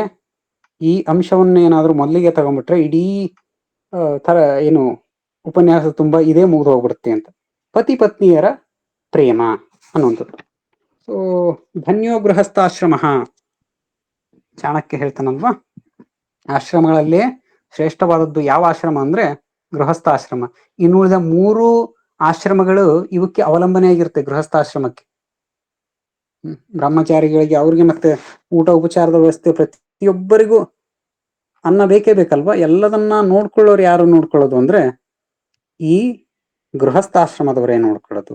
ಈ ಗೃಹಸ್ಥಾಶ್ರಮದ ಆಧಾರ ಸ್ತಂಭಗಳೇ ಪತಿ ಮತ್ತೆ ಪತ್ನಿಯರು. ಸೊ ಇಲ್ಲಿ ರಾಮ ಸೀತೆಯ ನಡುವೆ, ಹಾಗೇನೆ ದಶರಥ ಕೌಶಲ್ಯ ನಡುವೆ ಎಲ್ಲ ಪಾತ್ರಗಳ, ಪತಿ ಪತ್ನಿಯರ ಪಾತ್ರಗಳಲ್ಲೂ ನಾವು ಪ್ರೇಮವನ್ನ ಕಾಣಬಹುದು. ಇತ್ತೀಚೆಗೆ ನಡೆದ, ಯಾಕೆ ರಾಮಾಯಣವನ್ನ ಈ ದೃಷ್ಟಿಕೋನದಿಂದ ಅಧ್ಯಯನ ಮಾಡಬೇಕು ಅನ್ಸುತ್ತೆ ಅಂದ್ರೆ, 2 ಹೃದಯವನ್ನ ಛಿದ್ರಗೊಳಿಸುವಂತ ಅಥವಾ ಗಾಬರಿಗೊಳಿಸುವಂತ ಘಟನೆಗಳನ್ನ ತನಗೆ ಹೇಳ್ಬೇಕಂದ್ರೆ, ನಿಮಗೆ ಗೊತ್ತಿದೆ ಆಫ್ತಾಬ್ ಪೂನಾವಾಲನ ಕತೆ. ಮುಂಬೈನ ಒಬ್ಬ ಯುವತಿ ತಂದೆ ತಾಯಿಯ ಮಾತುಗಳನ್ನ ಧಿಕ್ಕರಿಸಿ ನನಗ್ ಗೊತ್ತಿದೆ ಹೆಂಗ್ ಬದುಕಬೇಕು ಅಂತ ಹೇಳಿ ದೆಹಲಿಗೆ ತನ್ನ ಸಖನ ಜೊತೆ ಹೋದ್ರೆ, ಪತ್ನಿಯ ಮೇಲೆ ಕೈ ಎತ್ತಕ್ಕೂ ಹಿಂದು ಮುಂದೆ ನೋಡುವಂತ ಈ ನಾಡಿನಲ್ಲಿ ಅಫ್ಕೋರ್ಸ್ ಸುಸಂಸ್ಕೃತರಾದಂಥವ್ರು, ಇನ್ನು ಎಲ್ಲಾ ಕಾಲದಲ್ಲೂ ಅನಾರ್ಯರು ಅಯೋಗ್ಯರು ಇದ್ದೇ ಇರ್ತಾರೆ. ಪತ್ನಿಯ ಮೇಲೆ ಒಂದು ಅಪಶಬ್ದವನ್ನು ಬಳಸಲಿಕ್ಕೆ ಹಿಂದೆ ಮುಂದೆ ನೋಡುವಂತ ಈ ನಾಡಿನಲ್ಲಿ ಹೊಂದಿದ್ದು ಸಾಲದು ಅನ್ನೋದಂಗೆ ಆಕೆಯನ್ನ ಕತ್ತರಿಸಿ ಫ್ರಿಡ್ಜ್ ನಲ್ಲಿ ಇಟ್ಟಿದ್ನಂತೆ. ಕೇಳಿದ್ರೇನೆ ಎದೆ ನಡುಕ್ ಹೋಗ್ಬಿಡುತ್ತೆ. ಎಂತ ಏನು ಮನುಷ್ಯ, ಜನನಾ ಜಾಯತೆ ಜಂತು ಅಂತ, ಹುಟ್ಟಿದಾಗ ಜಂತು ಆಗಿ ಹುಟ್ಟಿರ್ತವೆ. ಪ್ರಾಣಿಗಳಲ್ಲೂ ಸಹ ಮನುಷ್ಯನನ್ನ ವಿಜ್ಞಾನದಲ್ಲಿ 5 ಸಾಮ್ರಾಜ್ಯಗಳಿವೆ. There are 5 kingdoms. Animal kingdoms ಅಲ್ಲೇ ಮನುಷ್ಯ ಬರೋದು, ಪ್ರಾಣಿಗಳ ಸಾಮ್ರಾಜ್ಯದಲ್ಲೇ ಮನುಷ್ಯ ಬರೋದು. ಆದ್ರೆ ಸಂಸ್ಕಾರದಿಂದ ಮನುಷ್ಯ, ಈ ನಮ್ಮ ಋಷಿಗಳು ಮನುಷ್ಯನಾಗ್ಲಿಕ್ಕೆ, ಅದನ್ನ ದಾಟಿ ದೈವತ್ವವನ್ನು ಪಡ್ಕೊಳ್ಳಿಕ್ಕೂ ಬೇಕಾದ ಮಾರ್ಗವನ್ನ ಹಾಕೊಟ್ಟಿದ್ರು. ಇದರ ಅರಿವಿಲ್ಲದೆ ಇರೋರು, ಹೃದಯ ಸಂವೇದನಶೀಲತೆ ಇಲ್ಲದೆ ಹೋದ್ರೆ ನಾವು ಹಿಂಗೆ ಕ್ರೂರಿಗಳಾಗ್ಬಿಡ್ತೀವಿ. ಇತ್ತೀಚಿನ ಇನ್ನೊಂದು ಘಟನೆ, ತನ್ನ ಪತಿ ಲಂಡನ್ ನಲ್ಲಿ ಕುಟುಂಬಕ್ಕೋಸ್ಕರ ದುಡಿತಾ ಇದ್ರೆ ಇನ್ನೊಬ್ಬರ ಜೊತೆಯಲ್ಲಿ ಅನೈತಿಕ ಸಂಬಂಧವನ್ನು ಇಟ್ಕೊಂಡಂತ ಮಹಿಳೆ ಆತ ಮರಳಿ ಬಂದಾಗ ಸಿಕ್ಕಿ ಬಿದ್ದಿದ್ದಕ್ಕೆ ತನ್ನ ಪ್ರಿಯಕರನ ಜೊತೆ ಸೇರಿ ಆತನನ್ನ ಕತ್ತರಿಸಿ ಒಂದು ಬ್ಯಾರಲ್ ಹಾಕಿ ಒಂದು ಸಿಮೆಂಟ್ ಹಾಕಿಟ್ಟಿದ್ರು ಅಂತೆ, ಅದು ಬ್ಯಾರಲ್ ತುಂಬ, ಯಾರಿಗೂ ಗೊತ್ತಾಗ್ಬಾರ್ದು ಅಂತ. ನೀವೆಲ್ಲ ಈ ಘಟನೆಗಳನ್ನ ಕೇಳಿರ್ತೀರಿ. ಆ ರಾಮಾಯಣದ, ಅದರಲ್ಲೂ ಸೀತಾರಾಮರ ಪ್ರೇಮದ ಮಹತ್ವವನ್ನ ಇವತ್ತು ಜಗತ್ತಿಗೆ, ಅದರಲ್ಲೂ ಬೆಳೀತಿರೋ ಯುವ ಜನಾಂಗಕ್ಕೆ ಹೇಳ್ಕೊಡೋದು ಅತ್ಯಂತ ಅವಶ್ಯಕತೆ ಇದೆ. ಇಂದ್ರಿಯಾತೀತವಾದಂತಹ ಒಂದು ಸಮರ್ಪಣೆ ಅದು ಇಬ್ಬರದು ಪರಸ್ಪರ. ನಾವು ಅಂತ ಸಾಮ್ರಾಜ್ಯವನ್ನ ತ್ಯಜಿಸಿ ಸೀತೆ ಹೋದ್ಲು, ಸೀತೆಯ ಏನು ಪತಿ ಪ್ರೀತಿಯ ಬಗ್ಗೆ ನಾವು ಮಾತನಾಡೋದೇ ಬೇಡ. ದಶರಥನಿಗೆ ಕೌಶಲ್ಯ ಬಗ್ಗೆ ಯಾವ ಪ್ರೀತಿ, ಯಾವ ಮಟ್ಟದ ಪ್ರೀತಿ ಇತ್ತು ಅನ್ನೋದಕ್ಕೆ ಒಂದು ಶ್ಲೋಕ ಇದೆ. ಯದಾ ಯದಾಚ ಕೌಶಲ್ಯ ದಾಸೀವಾಚ್ಛ ಸಖೀವಚ ಭಾರ್ಯವತ್ ಭಗಿನೀವಚ್ಚ ಮಾತೃವಚ್ಚೋಪತಿಷ್ಠತಿ. ಕೈಕೇಯಿಗೆ ಹೇಳ್ತಾನೆ, ಇಂದ್ರಿಯ ಲಂಪಟತೆಗೆ ಬಿದ್ದು ದಶರಥ ಮಾಡಿಕೊಂಡ ತಪ್ಪಿನಿಂದಾಗಿ ಪಶ್ಚಾತ್ತಾಪ ಪಡ್ತಾ, ಆವಾಗ ಗೊತ್ತಾಗತ್ತೆ ರೂಪವನ್ನ ಬಿಟ್ರೆ ಕೈಕೇಯಲ್ಲಿ ಏನು ಇರ್ಲೇ ಇಲ್ಲ ಅನ್ನೋದು ಗೊತ್ತಾದಾಗ ಹೇಳ್ತಾನೆ ತನ್ನ ಪತ್ನಿ ಬಗ್ಗೆ ಅತ್ಯಂತ ಪ್ರೀತಿಯಿಂದ, ಯದಾ ಯದಾಚ ಕೌಶಲ್ಯ, ಯಾವಾಗ ಸಂದರ್ಭ ಬರುತ್ತೋ ಆವಾಗೆಲ್ಲ ಕೌಸಲ್ಯ ದಾಸೀವಚ್ಚ, ದಾಸಿಯ ರೀತಿಯಲ್ಲಿ, ಸಖೀವಚ, ಸಖಿಯ ರೀತಿಯಲ್ಲಿ, ಭಾರ್ಯವತ್, ಹೆಂಡತಿಯ ರೀತಿಯಲ್ಲಿ, ಭಗಿನೀವಚ್ಚ, ಸಹೋದರಿಯ ರೀತಿಯಲ್ಲಿ, ಮಾತೃವಚ್ಚೋಪತಿಷ್ಠತಿ, ತಾಯಿಯ ರೀತಿಯಲ್ಲಿ ನಿಂತು ನನ್ನ ರಾಜ ಘನತೆಯನ್ನು ಉಳಿಸಿದಾಳೆ. ಒಬ್ಬ ಪುತ್ರೋತ್ತಮನ್ನ ಹೆತ್ತುಕೊಟ್ಟು ನನ್ನನ್ನ ಪ್ರೀತಿಗೊಳಿಸಿದಾಳೆ. ಆದ್ರೆ ನಿನ್ನನ್ನ ಮದುವೆ ಮಾಡ್ಕೊಂಡಿದ್ದು ಹೇಗಾಗ್ಬಿಡ್ತು ಅನ್ನೋದಕ್ಕೆ ಒಂದು ಮಾತು ಹೇಳ್ತಾನೆ, ಅಪಥ್ಯ ವ್ಯಂಜನೋಪೇತಂ ಭುಕ್ತಮನ್ನ ಮಿವಾತುರಂ ಅಂತ. ಪಥ್ಯ ಮಾಡ್ಬೇಕಾದ ರೋಗಿ ನಾಲಿಗೆ ಚಪಲವನ್ನ ತಡಿಲಾರ್ದೆ ಆತುರಕ್ಕೆ ಬಿದ್ದು ತಿಂದ ಆಹಾರದ ರೀತಿಯಲ್ಲಿ ಆಗ್ಬಿಟ್ಟಿದೆ. ನಾನು ಪಥ್ಯ ಮಾಡ್ಬೇಕಾಗಿತ್ತು, ನಾನು ನಿಷ್ಠೆನ ಪಾಲನೆ ಮಾಡ್ಬೇಕಾಗಿತ್ತು. ಅಂದ್ರೆ ಇದು ಕೌಸಲ್ಯ ಎಷ್ಟು ದಶರಥನ ಗೌರವವನ್ನು ಉಳಿಸಿದ್ಲು. ದಶರಥನಿಗೆ ಈಗ ಅದರ ಅರಿವಾಗ್ತಾ ಇದೆ. ದಶರಥ ಅದಕ್ಕೆ ಕೌಸಲ್ಯ ಮೇಲೆ ಇರುವಂತ ಪ್ರೀತಿಯನ್ನ ವ್ಯಕ್ತಪಡಿಸ್ತಾ ಇದ್ದಾನೆ. ಈ ಒಂದು ಶ್ಲೋಕದಲ್ಲಿ ಗೊತ್ತಾಗುತ್ತೆ. ಸೀತೆಗೆ ರಾಮ ಹೇಳ್ತಾನೆ ಕಾಡಿಗೆ ಹೋಗ್ಬೇಕಾದ್ರೂ ಕೂಡ, ಬೇಡ, ಅಲ್ಲಿ ಅರಣ್ಯದಲ್ಲಿ ಸುಮಾರಷ್ಟು ತೊಂದರೆಗಳಿರುತ್ತೆ. ಸುಮಾರಷ್ಟು ಕಡೆ ರಾಮ ತುಂಬಾ ಮುಕ್ತವಾಗಿ ತನ್ನ ಪ್ರೀತಿಯನ್ನ ವ್ಯಕ್ತಪಡಿಸಿದ್ದಾನೆ. ಅದನ್ನ ನೋಡಿದಾಗ ಗೊತ್ತಾಗುತ್ತೆ ಎಷ್ಟು ರಾಮ ಸೀತೆಯನ್ನು ಹಚ್ಕೊಂಡಿದ್ದ ಅಂತ. ಆದ್ರೆ ಈ ಎಲ್ಲವನ್ನ ನಾವು ಪ್ರವಚನಗಳಲ್ಲೂ ಹೇಳಲ್ಲ, ಧಾರಾವಾಹಿ ಮುಂತಾದ ಪಿಕ್ಚರ್ಗಳಲ್ಲೂ ಇದನ್ನೆಲ್ಲ ತೋರ್ಸಲ್ಲ. ತೋರ್ಸೋದೇನು, ಸೀತೆಯನ್ನ ಕಾಡಿಗೆ ಬಿಟ್ಟು ಬಂದ ಅನ್ನೋದು ಒಂದನ್ನೇ ತೋರಿಸ್ತಾರೆ. ಅದ್ರ ಹಿಂದಿನ ನೀತಿಯನ್ನು ತೋರ್ಸಲ್ಲ, ಆದ್ರೆ ಅವರ ಪ್ರೇಮದ ಆಳವನ್ನೂ ತೋರ್ಸಲ್ಲ. ಸೊ ಇದರಿಂದಾಗಿ ರಾಮನ ಪ್ರೀತಿಗೆ ಒಂದು ರೀತಿಯಲ್ಲಿ ಅಪಚಾರ ಆದಂಗ ಆಗ್ಬಿಟ್ಟಿದೆ ಆಧುನಿಕ ಜಗತ್ತಿನಲ್ಲಿ. ಕೆಲವೊಂದಿಷ್ಟು ಶ್ಲೋಕಗಳು ಸುಮಾರಷ್ಟಿದೆ ಖುಷಿಯನ್ನ ಕೊಡುವಂಥದ್ದು. ಆದ್ರೆ ಒಂದು ಶ್ಲೋಕದ ಸಮೀಪಕ್ಕೆ ಮಾತ್ರ ಯಾವ ಶ್ಲೋಕವು, ವಿಪ್ರಲಂಬ ಶೃಂಗಾರ ಸಮೀಪಕ್ಕೆ ಯಾವ ಶ್ಲೋಕವೂ ಬರಲ್ಲ ಅನ್ನುವಂಥದ್ದು ಇರೋದು ನೀವೆಲ್ಲರ ಕೇಳಿರ್ತೀರ. ವಾಹಿ ವಾತ ಯತಃ ಕಾಂತ ತಾಂ ಸ್ಪೃಷ್ಟ್ವಾ ಮಾಮಪಿ ಸ್ಪೃಶ ತ್ವಯಿಮೇ ಗಾತ್ರ ಸಂಸ್ಪರ್ಶ ಚಂದ್ರೇ ದೃಷ್ಟಿ ಸಮಾಗಮ. ರಾಮ ಸೀತೆಯಿಂದ ಅಗಲಿದ ನಂತರ ಯಾವ ಮಟ್ಟಿಗೆ ಬೆಂದು ಹೋಗ್ಬಿಟ್ಟಿರ್ತಾನೆ ಅಂದ್ರೆ ಗಾಳಿಗೆ ಹೇಳ್ತಾನೆ, ವಾಹಿ ವಾತ ಯತಃ ಕಾಂತ ತಾಂ ಸ್ಪೃಷ್ಟ್ವಾ ಮಾಮಪಿ ಸ್ಪೃಶ. ಹೇ ವಾಯುವೆ, ಸೀತೆಯನ್ನ ಸ್ಪರ್ಶ ಮಾಡಿ ನನ್ನನ್ನು ಸ್ಪರ್ಶ ಮಾಡುವಾಗ ನಾವಿಬ್ರು ಸಂಸ್ಪರ್ಶಿಸಿದಂತ ಆಗತ್ತೆ. ಚಂದ್ರೇ ದೃಷ್ಟಿ ಸಮಾಗಮ, ಈ ಚಂದ್ರನ ಇಂಪನ್ನ ನಾನು ನೋಡ್ತಾ ಇರ್ತೀನಿ, ಆಕೆಯು ನೋಡ್ತಾ ಇರ್ತಾಳೆ. ಅಲ್ಲಿ ಚಂದ್ರನಲ್ಲಿ ನಮ್ಮ ಇಬ್ಬರ ದೃಷ್ಟಿ ಸಂಸ್ಪೃಷ್ಟವಾಗತ್ತೆ ಅಂತ ಹೇಳ್ಬಿಟ್ಟು ಗಾಳಿಯೊಡನೆ ಮಾತಾಡ್ತಾನೆ, ಆ ಬೆಟ್ಟ ಗುಡ್ಡಗಳ ಜೊತೆ ಮಾತಾಡ್ತಾನೆ, ಮರಗಳಿಗೆ ಮಾತಾಡ್ತಾನೆ. ಅದೆಂತ ಅನನ್ಯವಾದ ಪ್ರೇಮ ರಾಮನದು. ಕವಿ ಭಾವಭೂತಿ ಒಂದ್ ಕಡೆ ಬರೀತಾನೆ, ಅದ್ವೈತಂ ಸುಖ ದುಃಖ ಯೋರನುಗತಂ ಸರ್ವಾಸ್ವಸ್ಥಾಸ್ವಪಿ. ಹೀಗೆ ಒಂದು ಶ್ಲೋಕನ ಬರೆದು ಕೊನೆಯಲ್ಲಿ ಹೇಳ್ತಾನೆ, ಭದ್ರಂ ತಸ್ಯ ಸುಮಾನುಸಸ್ಯ ಕಥಮಪ್ಯೇಕಂ ಹಿ ತತ್ ಪ್ರಾಪ್ಯತೆ. ನಿಜವಾದ ಪ್ರೀತಿಯನ್ನು ಯಾವುದು ಅಂದ್ರೆ ವಯಸ್ಸಾದ ನಂತರವೂ ಸುಖ ದುಃಖದಲ್ಲಿ ಅದ್ವೈತ, ಒಂದೇ ಎನ್ನುವಂತ ಭಾವ ಇರುವಂತದ್ದು, ಎಲ್ಲಾ ಅವಸ್ಥೆಗಳಲ್ಲೂ ಉಳಿಯುವಂತದ್ದು, ಎಂದಿಗೂ ಬತ್ತಿ ಹೋಗಲಾರ್ದಂಥದ್ದು.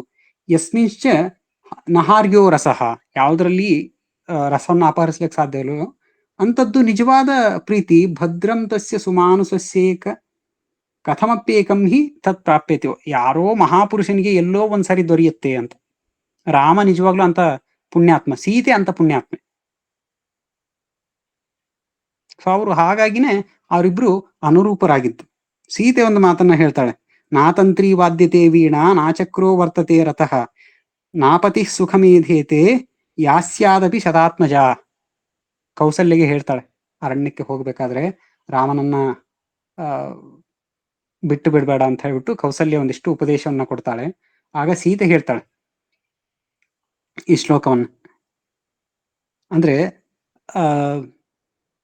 ತಂತಿ ಇಲ್ಲದ ವೀಣೆ, ನಾತಂತ್ರಿ ವಾದ್ಯತೆ ವೀಣಾ, ತಂತಿ ಇಲ್ಲದೇನೆ ವೀಣೆಯನ್ನ ನುಡಿಸ್ಲಿಕ್ಕೆ ಸಾಧ್ಯವಿಲ್ಲ.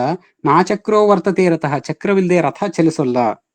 ನಾಪತಿ ಸುಖಮೇಧೇತೆ ಯಾಸ್ಯಾದಪಿ ಶತಾತ್ಮಜ, 100 ಜನ ಮಕ್ಕಳಿದ್ರು ಸಹ ಪತ್ನಿಗೆ ಪತಿ ತಂದುಕೊಟ್ಟಂತಹ ಸುಖವನ್ನ ತಂದುಕೊಳ್ಳಿಕ್ಕೆ ಯಾರಿಂದಲೂ ಸಾಧ್ಯವಿಲ್ಲ. ಸೊ ಈ ಎಲ್ಲ ಏನು ದಶರಥನ ಮಾತಾಗ್ಲಿ, ರಾಮನ ಮಾತಾಗ್ಲಿ, ಸೀತೆ ಈ ಮಾತುಗಳೆಲ್ಲ ಏನ್ ಹೇಳ್ತವೆ ಅಂದ್ರೆ, ಪತಿ ಪತ್ನಿಯರ ಮಧ್ಯೆ ಒಂದು ಆಂತರಿಕವಾದಂತ ಆಂತರ್ಯದ ಗಟ್ಟಿಯಾದ ಪ್ರೀತಿ ಇದ್ದುದರಿಂದಲೇ ಹೊರಗಡೆ ಜಗತ್ನಲ್ಲಿ ಉಂಟಾದಂತ ವ್ಯತ್ಯಯಗಳನ್ನ ಅವರಿಗೆ ತಡ್ಕೊಳ್ಳಿಕ್ ಸಾಧ್ಯ ಆಗಿತ್ತು. ಹೃದಯ ಪ್ರೀತಿಯಿಂದ ಆಗಿರದೇ ಇದ್ದಿದ್ರೆ ಖಂಡಿತವಾಗ್ಲೂ ಒಬ್ಬರನ್ನೊಬ್ಬರು ಅವ್ರು ಬಿಟ್ಟು ಕೊಟ್ಟಿದ್ರೆ ಅವ್ರ ದಂತೆಕತೆಗಳಾಗ್ತಾನೆ ಇದ್ದಿಲ್ಲ. ಅವ್ರ ಎದೆಯಲ್ಲಿ ಇದ್ದಿದ್ದು ಪ್ರೀತಿ, ಹಾಗಾಗಿನೇ ಆ ಪ್ರೀತಿ ಅವ್ರನ್ನ ಕೈ ಹಿಡಿದು ನಡೆಸಿದ್ದರಿಂದ ಕೌಸಲ್ಯೆ ದಶರಥನ ಮೇಲೆ ಅವನು ಇನ್ನೊಂದು ಮದುವೆ ಆಗ್ಬಿಟ್ಟ, ಯಾವುದೋ ಕಟ್ಟುಪಾಡಿಗೆ ಬಿದ್ದು ಒಂದು ಕಾರಣಕ್ಕೆ ರೊಚ್ಚಿಗೆದ್ದು ಅವನ ವಿರುದ್ಧ ಪ್ರತೀಕಾರವನ್ನ ಮಸೀಲಿಲ್ಲ ಅಥವಾ ದೂಷಣೆಯನ್ನ ಮಾಡಲಿಲ್ಲ. ಆಗ್ಲಿ ಬಿಡು, ಅವನ್ ಚೆನ್ನಾಗಿರ್ಲಿ ಅಂತ ಬಿಟ್ಕೊಟ್ಟೆ, ಖುಷಿಯಾಗಿದ್ಲು. ಸೀತೆ ಎಲ್ಲೂ ರಾಮನನ್ನ ಯಾಕೆ ದೂಷಿಸಲ್ಲ, ಏನೋ ಅವನ ಮೇಲೆ ಆರೋಪ ಮಾಡಲ್ಲ ಅಂದ್ರೆ, ತುಂಬಾ ಆಂತರಿಕವಾದ ಅಂತರಂಗದ ಗಟ್ಟಿಯಾದ ಪ್ರೀತಿ ಇತ್ತು ಅವರಿಬ್ಬರ ಮಧ್ಯೆ. ಹಾಗಿದ್ದಾಗ ಮಾತ್ರ ಮನುಷ್ಯರು ಮನುಷ್ಯತ್ವವನ್ನ ಮೀರಿ ದೈವತ್ವಕ್ಕೆ ಏರ್ಲಿಕ್ಕೆ ಸಾಧ್ಯ. ಇಲ್ಲ ಅಂದ್ರೆ ನಾವು ಸಂಪೂರ್ಣ ಮನುಷ್ಯರಾಗಿ ಈ ಇಂದ್ರಿಯಗಳ ಸಂಕೋಲೆಗಳೊಳಗೆ ಸಿಲುಕಿ ಇಲ್ಲೇ ಹುಡುಕಿ ಸುಖ ಸಂತೋಷಗಳನ್ನು ಹುಡುಕಿ ಸುತ್ತಿ ಬೀಚಿ ಬರೆದ್ರಲ್ಲ, ನೀನೇ ಏನು ದ್ವೇಷವೇ ಕತ್ತಲು, ನೀನೇ ಸೃಷ್ಟಿಸಿಕೊಂಡ ಕತ್ತಲಲ್ಲಿ ನೀನೇ ಹಾದಿ ತಪ್ಪೀಯ ಅಂತ. ಎಷ್ಟೊಂದ್ ಸಾರಿ ನಮ್ಮ ದ್ವೇಷ ನಮ್ಮನ್ನೇ ಸುಟ್ಟು ಬಿಡುತ್ತೆ, ನಮ್ಮ ಅಜ್ಞಾನ ನಮ್ಮನ್ನೇ ಸುಟ್ಟು ಬಿಡುತ್ತೆ. ಅದೇ ನಮ್ಮೊಳಗಡೆ ಒಂದು ಪ್ರೀತಿ ಇತ್ತು ಅಂದ್ರೆ, ನಮ್ಮ ತಂದೆ ತಾಯಿ ಬಗ್ಗೆನೋ, ನಮ್ಮ ಸಹೋದರರ ಬಗ್ಗೆ, ನಮ್ಮ ಸ್ವಾಮಿ ಸೇವಕರ ಬಗ್ಗೆ, ನಮ್ಮ ಪತಿ ಪತ್ನಿಯರ ಬಗ್ಗೆ, ಆಗ ಯಾರಿಗೂ ದುಃಖ ಬರೋದೇ ಇಲ್ಲ, ಕಷ್ಟ ಬರೋದೇ ಇಲ್ಲ ಅಂತೇನಿಲ್ಲ. ರಾಮನಷ್ಟು ಕಷ್ಟ, ಕೃಷ್ಣನಷ್ಟು ಕಷ್ಟ ನಮಗೆಲ್ರಿ ಬಂದಿತ್ತು. ಅವ್ರು 1% ಆದ್ರೂ ತಡ್ಕೊಳಕ್ ಸಾಧ್ಯವಾದಿತ್ತ?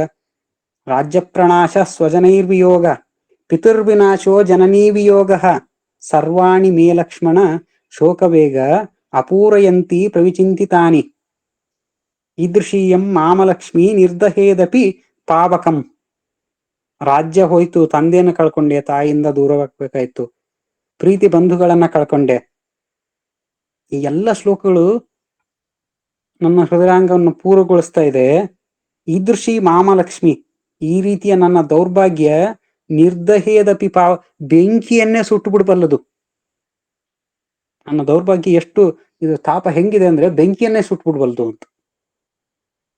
ಇಂಥ ಕಷ್ಟದ ಮಧ್ಯೆನೂ ಅಷ್ಟು ಧರ್ಮನಿಷ್ಠನಾಗಿ ಮರ್ಯಾದಾ ಪುರುಷೋತ್ತಮ ಅಂತ ಅನ್ಸ್ಕೊಳಕ್ ಯಾಕೆ ಸಾಧ್ಯ ಆಯ್ತು ಅಂದ್ರೆ, ರಾಮ ಇಂದ್ರಿಯಗಳ ಕಷ್ಟಗಳನ್ನ ಆತ್ಮಕ್ಕೆ ತೆಗೆದುಕೊಳ್ಳಿಲ್ಲ. ಅವುಗಳ ಇಂದ್ರಿಯ ಕಷ್ಟಗಳಿಗೆ ಹೆದರಿ, ಈ ಲೋಕದ ಕಷ್ಟಗಳಿಗೆ ಹೆದರಿ ಧರ್ಮ ಮಾರ್ಗದಿಂದ ವಿಚಲಿತನಾಗ್ಲಿಲ್ಲ. ಧರ್ಮದೆಡೆಗಿನ ಅವನ ಅಪಾರವಾದ ಪ್ರೀತಿ ಅವನನ್ನ ಧರ್ಮ ಮಾರ್ಗದಲ್ಲೇ ನಡೆಸ್ಕೊಂಡು ಹೋಯ್ತು. ಹಾಗಾಗಿನೇ ಅವನು ಮರ್ಯಾದಾ ಪುರುಷೋತ್ತಮ ಆಗಿದ್ದ, ಅಷ್ಟೆಲ್ಲ ಕಷ್ಟಗಳನ್ನ ದಾಟಿ ಬಂದದ್ದು. ನಾವು ಸಣ್ಣ ಪುಟ್ಟ ಕಷ್ಟಗಳಿಗೆ ನಮ್ಮ ನೈತಿಕತೆಯನ್ನ ಬಿಟ್ಟು ಕೊಟ್ಟು ಬಿಟ್ರೆ, ಅಸೂಯೆಗೋ ದ್ವೇಷಕ್ಕೋ ಸಿಟ್ಟಿಗೋ ಒಳಗಾಗ್ಬಿಟ್ವಿ, ಪ್ರೀತಿಯನ್ನ ಬಿಟ್ಟುಕೊಟ್ವಿ ಅಂದ್ರೆ ಮುಗೀತು, ನಮ್ಮ ಸರ್ವನಾಶವಾದಂಗೆ. ನಮ್ಮ ವ್ಯಕ್ತಿತ್ವಗಳು ಮನುಷ್ಯತ್ವಕ್ಕೆ ಬರೋದು, ಮನುಷ್ಯತ್ವದಿಂದ ಮೇಲಕ್ಕೇರೋದು ಅಸಾಧ್ಯದ ಮಾತು. ಹಾಗಾಗಿ ಆ ಈ ಎಲ್ಲ ಪಾತ್ರಗಳು ನನಗೆ ಹೇಳ್ಕೊಟ್ಟದ್ದು, ಆಮೇಲೆ ನಾನು ಅದನ್ನ ನೋಡ್ಲಿಕ್ಕೆ ಶುರು ಮಾಡಿದ ದೃಷ್ಟಿಕೋನ ಅಂದ್ರೆ, ಆ ಕ್ಷಣಕ್ಕೆ ನಮ್ಮ ಬುದ್ಧಿ ಭಾವ ಇಂದ್ರಿಯಗಳಲ್ಲಿ ಸಿಲುಕಿ ಯೋಚನೆ ಮಾಡ್ಬೇಕಾದ್ರೆ ಏನಾದ್ರೂ ಬರ್ಲಿ, ಕೋಪ, ಸಿಟ್ಟು, ದ್ವೇಷ, ಅಸೂಯೆ ಇತ್ಯಾದಿಗಳು ಏನಾದ್ರೂ ಬರ್ಲಿ, ಮಾತ್ಸರ್ಯ, ಆದ್ರೆ ನಮ್ಮ ಮೂಲ ಸ್ಥಾಯಿ ಭಾವ ಯಾವ್ದಾಗಿರ್ಬೇಕು ಅಂದ್ರೆ ಎಲ್ಲರೆಡೆಗೆ ಪ್ರೀತಿ. ಹಾಗಿದ್ದಾಗ ಖಂಡಿತವಾಗ್ಲೂ ನಾವು ನಮ್ಮ ಏನು ದುಃಖಗಳನ್ನ, ವೈಫಲ್ಯಗಳನ್ನ, ಒತ್ತಡಗಳನ್ನ ಖಂಡಿತವಾಗ್ಲೂ ದಾಟಿ ಮುಂದೆ ಹೋಗ್ಬಿಡೋಲ್ವಿ. ರಾಮನ ಬಗ್ಗೆ ನಮಗೆ ಪ್ರೀತಿ ಅತಿಯಾಗ್ಲಿ, ರಾಮನ ಅಧ್ಯಯನದ ಬಗ್ಗೆ ಪ್ರೀತಿ ಅತಿಯಾಗ್ಲಿ, ಹಾಗೆ ಇತರ ಜನರ ಬಗ್ಗೆ ಪ್ರೀತಿ ಅತಿಯಾಗ್ಲಿ, ನಮ್ಮ ಮೇಲೂ ಕೂಡ ನಮಗೆ ಪ್ರೀತಿ ಬರಲಿ. ಎಷ್ಟೊಂದ್ ಸಾರಿ ಅದು ಸಹ ಬಹಳ ಮುಖ್ಯ. ಪ್ರೀತಿ ಅಂದ್ರೆ ಯಾವುದು? ಆರಂಭದಲ್ಲಿ ಹೇಳಿದ್ನಲ್ವಾ, ಯಾವ ಪ್ರೀತಿ ಜಾಸ್ತಿ ಆಗ್ಲಿ ನಮ್ಮಲ್ಲಿ ಅಂದ್ರೆ ಪಡೆದುಕೊಂಡಾಗ ಬರೋ ಇಂದ್ರಿಯ ಸಂತೋಷ ಅಲ್ಲ, ಅದು ಬಂಧನ. ಕೊಟ್ಟಾಗ ಬರೋ ಖುಷಿ ಇದೆ ಅಲ್ಲ, ಕಳಿಸಿಕೊಂಡದ್ದಕ್ಕೆ ಆಗೋ ಆನಂದ, ಆ ಆನಂದ ನಮ್ಮದಾಗ್ಲಿ. ನಾನು ವಿದ್ಯಾರ್ಥಿಗಳಿಗೆ ಸುಮಾರಷ್ಟು ಸಾರಿ ಹೇಳ್ತಾ ಇರ್ತೀನಿ ನಾನು, ಆನಂದ ಅನ್ನೋದಕ್ಕೆ ವಿರುದ್ಧಾರ್ಥಕ ಶಬ್ದ ಏನು ಗೊತ್ತಾ ಅಂತ. ನಿಮ್ಗೆ ಯಾರಿಗಾದ್ರೂ ಗೊತ್ತಿದೆನಾ ಆನಂದದ ವಿರುದ್ಧಾರ್ಥಕ ಶಬ್ದ? ಇನ್ನೇನು ಸಮಯ ಮುಗಿತಾ ಬಂತು, ಒಂದು ಎರಡು ಮಾತುಗಳನ್ನ ಹೇಳಿ ನನ್ನ ಮಾತನ್ನ ಮುಗಿಸ್ತೀನಿ. ಆನಂದದ ವಿರುದ್ಧಾರ್ಥಕ ಶಬ್ದ ಯಾರಿಗಾದ್ರೂ ಗೊತ್ತಿದೆನಾ?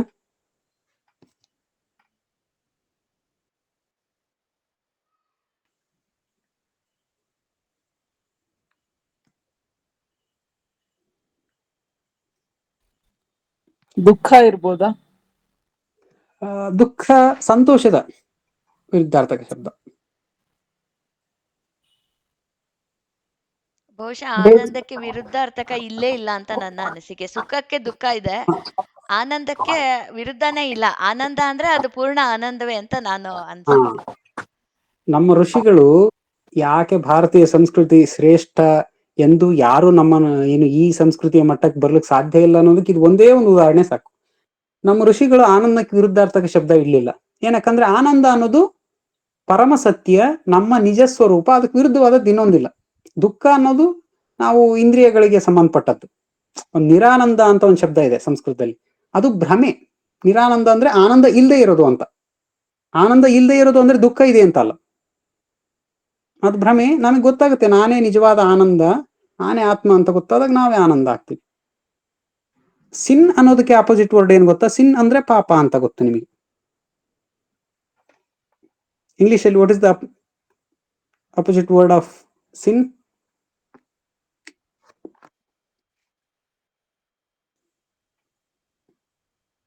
ಹೇಳಿ, ಯಾರು ಹ್ಯಾಂಡ್ ರೈಸ್ ಮಾಡಿ.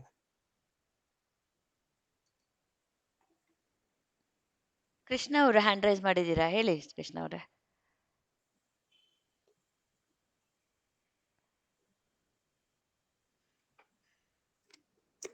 ಅವ್ರದ್ದು ಅನ್ಮ್ಯೂಟ್ ಆಗ್ತಾ ಇಲ್ಲ ಅನ್ಸುತ್ತೆ, ಇರ್ಲಿ. ನೀವು ಹೋಗಿ ಆಮೇಲೆ ಬೇಕಂದ್ರೆ ಹೇಳಿ.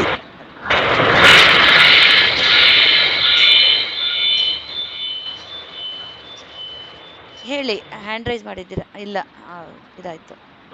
ಓಕೆ, ಇರ್ಲಿ, ನಾನೇ ಸಮಯನ ವ್ಯರ್ಥ ಮಾಡೋದು ಬೇಡ. ನೀವು ಆಮೇಲೆ ಹೋಗಿ ಬೇಕಂದ್ರೆ ಗೂಗಲ್ ಅಲ್ಲಿ ಸರ್ಚ್ ಮಾಡಿ ಅಥವಾ ಯಾವುದೇ ಶಬ್ದಕೋಶವನ್ನು ತೆಗೆದು ನೋಡಿ. ಇಂಗ್ಲಿಷ್ ನಲ್ಲಿ ಸಿನ್ ಅನ್ನೋದಕ್ಕೆ ಆಪೋಸಿಟ್ ವರ್ಡ್ ಇಲ್ಲ, ಇಟ್ಸ್ ಅ ರಿಲಿಜಿಯಸ್ ವರ್ಡ್, ಪಾಪ ಅನ್ನೋದು. ಅವ್ರಿಗೆಲ್ಲ ಇದ್ದಿದ್ದ ಕಲ್ಪನೆ ಎಂತದ್ದು ಅಂದ್ರೆ, ನಾವೆಲ್ಲ ಪಾಪಿಗಳು, ಪಾಪಿಗಳ ಮಕ್ಕಳು, ಚರ್ಚಿಗೆ ಬನ್ನಿ. ನಾನು ಯಾರನ್ನೂ ಇಲ್ಲಿ ಛೇಡಿಸ್ತಾ ಇಲ್ಲ ಅಥವಾ ಏನು ಬೇಯಿಸ್ತಾ ಇಲ್ಲ. ನಮ್ಮ ಋಷಿಗಳ ಮಹತ್ವವನ್ನ ಹೇಳಲಿಕ್ಕೆ ಇದನ್ನ ಹೇಳಿದ್ದು ಅಷ್ಟೆ. ನಮ್ಮ ಋಷಿಗಳು ಎಂತವ್ರು ಅಂದ್ರೆ, ಆನಂದ ಅನ್ನೋದು ನಮ್ಮ ನಿಜ ಸ್ವರೂಪ, ಅದಕ್ಕೆ ವಿರುದ್ಧವಾದದ್ದೆಲ್ಲ ಭ್ರಮೆ, ದುಃಖ, ಇವುಗಳೆಲ್ಲ ಇಂದ್ರಿಯಗಳಿಗೆ ಸಂಬಂಧಪಟ್ಟಿದ್ದು. ಸೊ ಆನಂದಕ್ಕೆ ವಿರುದ್ಧವಾದದ್ದಿಲ್ಲ ಅನ್ನೋ ದಾರ್ಶನಿಕರು ನಮ್ಮ ಋಷಿಗಳು, ಅವ್ರು ಕಂಡುಕೊಂಡ ಸತ್ಯ ಅದು. ಬರೀ ಮನುಷ್ಯ ತನ್ನ ಸ್ವಾರ್ಥ ಆಲೋಚನೆಗೆ ಮಾಡಿಕೊಂಡ ಕಟ್ಟುಪಾಡುಗಳ ವ್ಯವಸ್ಥೆಯಾಗಿದ್ದರಿಂದನೇ ಸಿನ್ ಕಂಡಿಡಿದ್ರು. ನೀವು ಪಾಪಿಗಳು ಬರ್ರಿ, ನಾವು ಪರಿಹಾರ ಮಾಡ್ತೀವಿ ಅನ್ನೋದಕ್ಕೆ. ಪುಣ್ಯನ ಕಲ್ಪನೆನೂ ಬರ್ಲಿಲ್ಲ ಅವ್ರಿಗೆ. ಎಷ್ಟು ಹೆಮ್ಮೆ ಅನ್ಸತ್ವಲ್ಲ ನಮ್ಮ ಋಷಿಗಳ ಬಗ್ಗೆ. ಏನ್ ಹೇಳಿದ್ದವರು? ಮಾತಾ ಪೃಥಿವಿ ಪುತ್ರೋಹಂ, ನಾವೆಲ್ಲರೂ ಅಮೃತ ಪುತ್ರರು. ಇಂತಹ ಮಾತುಗಳನ್ನ ನಮ್ಮ ಋಷಿಗಳು ಹೇಳಿದ್ರು. ಈ ನಿಟ್ಟಿನಲ್ಲಿ ರಾಮಾಯಣ ನಮಗೆ ಒಂದು ಪ್ರೇಮ ಕಾವ್ಯವಾಗಿ ಯಾಕೆ ನೋಡಬೇಕು ಅಂದ್ರೆ, ನಾವೆಲ್ಲರೂ ಕಟ್ಟ ಕಡೆಯದಾಗಿ ಆನಂದ ಅವಸ್ಥೆಗೆ ತಲುಪಲಿಕ್ಕೆ ಬಯಸ್ತೀವಿ, ಇಂದ್ರಿಯ ಸುಖವನ್ನಲ್ಲ. ನಮ್ಗೆ ಗೊತ್ತು ಯಾವುದೋ ಈ ಕಾರೋ ಮನೆಯೋ ಇನ್ನೊಂದು ಒಂದು ಹಂತದವರೆಗೆ ಸಂತೋಷವನ್ನ ತಂದು ಕೊಡಬಲ್ಲದು, ಆದ್ರೆ ಅವೆಲ್ಲ ಬಹಳ ಬೇಗ ಬೋರ್ ಆಗ್ಬಿಡ್ತವೆ. ಅವೆಲ್ಲ ನಮ್ಮನ್ನ ಆನಂದಾವಸ್ಥೆಗೆ ತೆಗೆದುಕೊಂಡು ಹೋಗಲ್ಲ.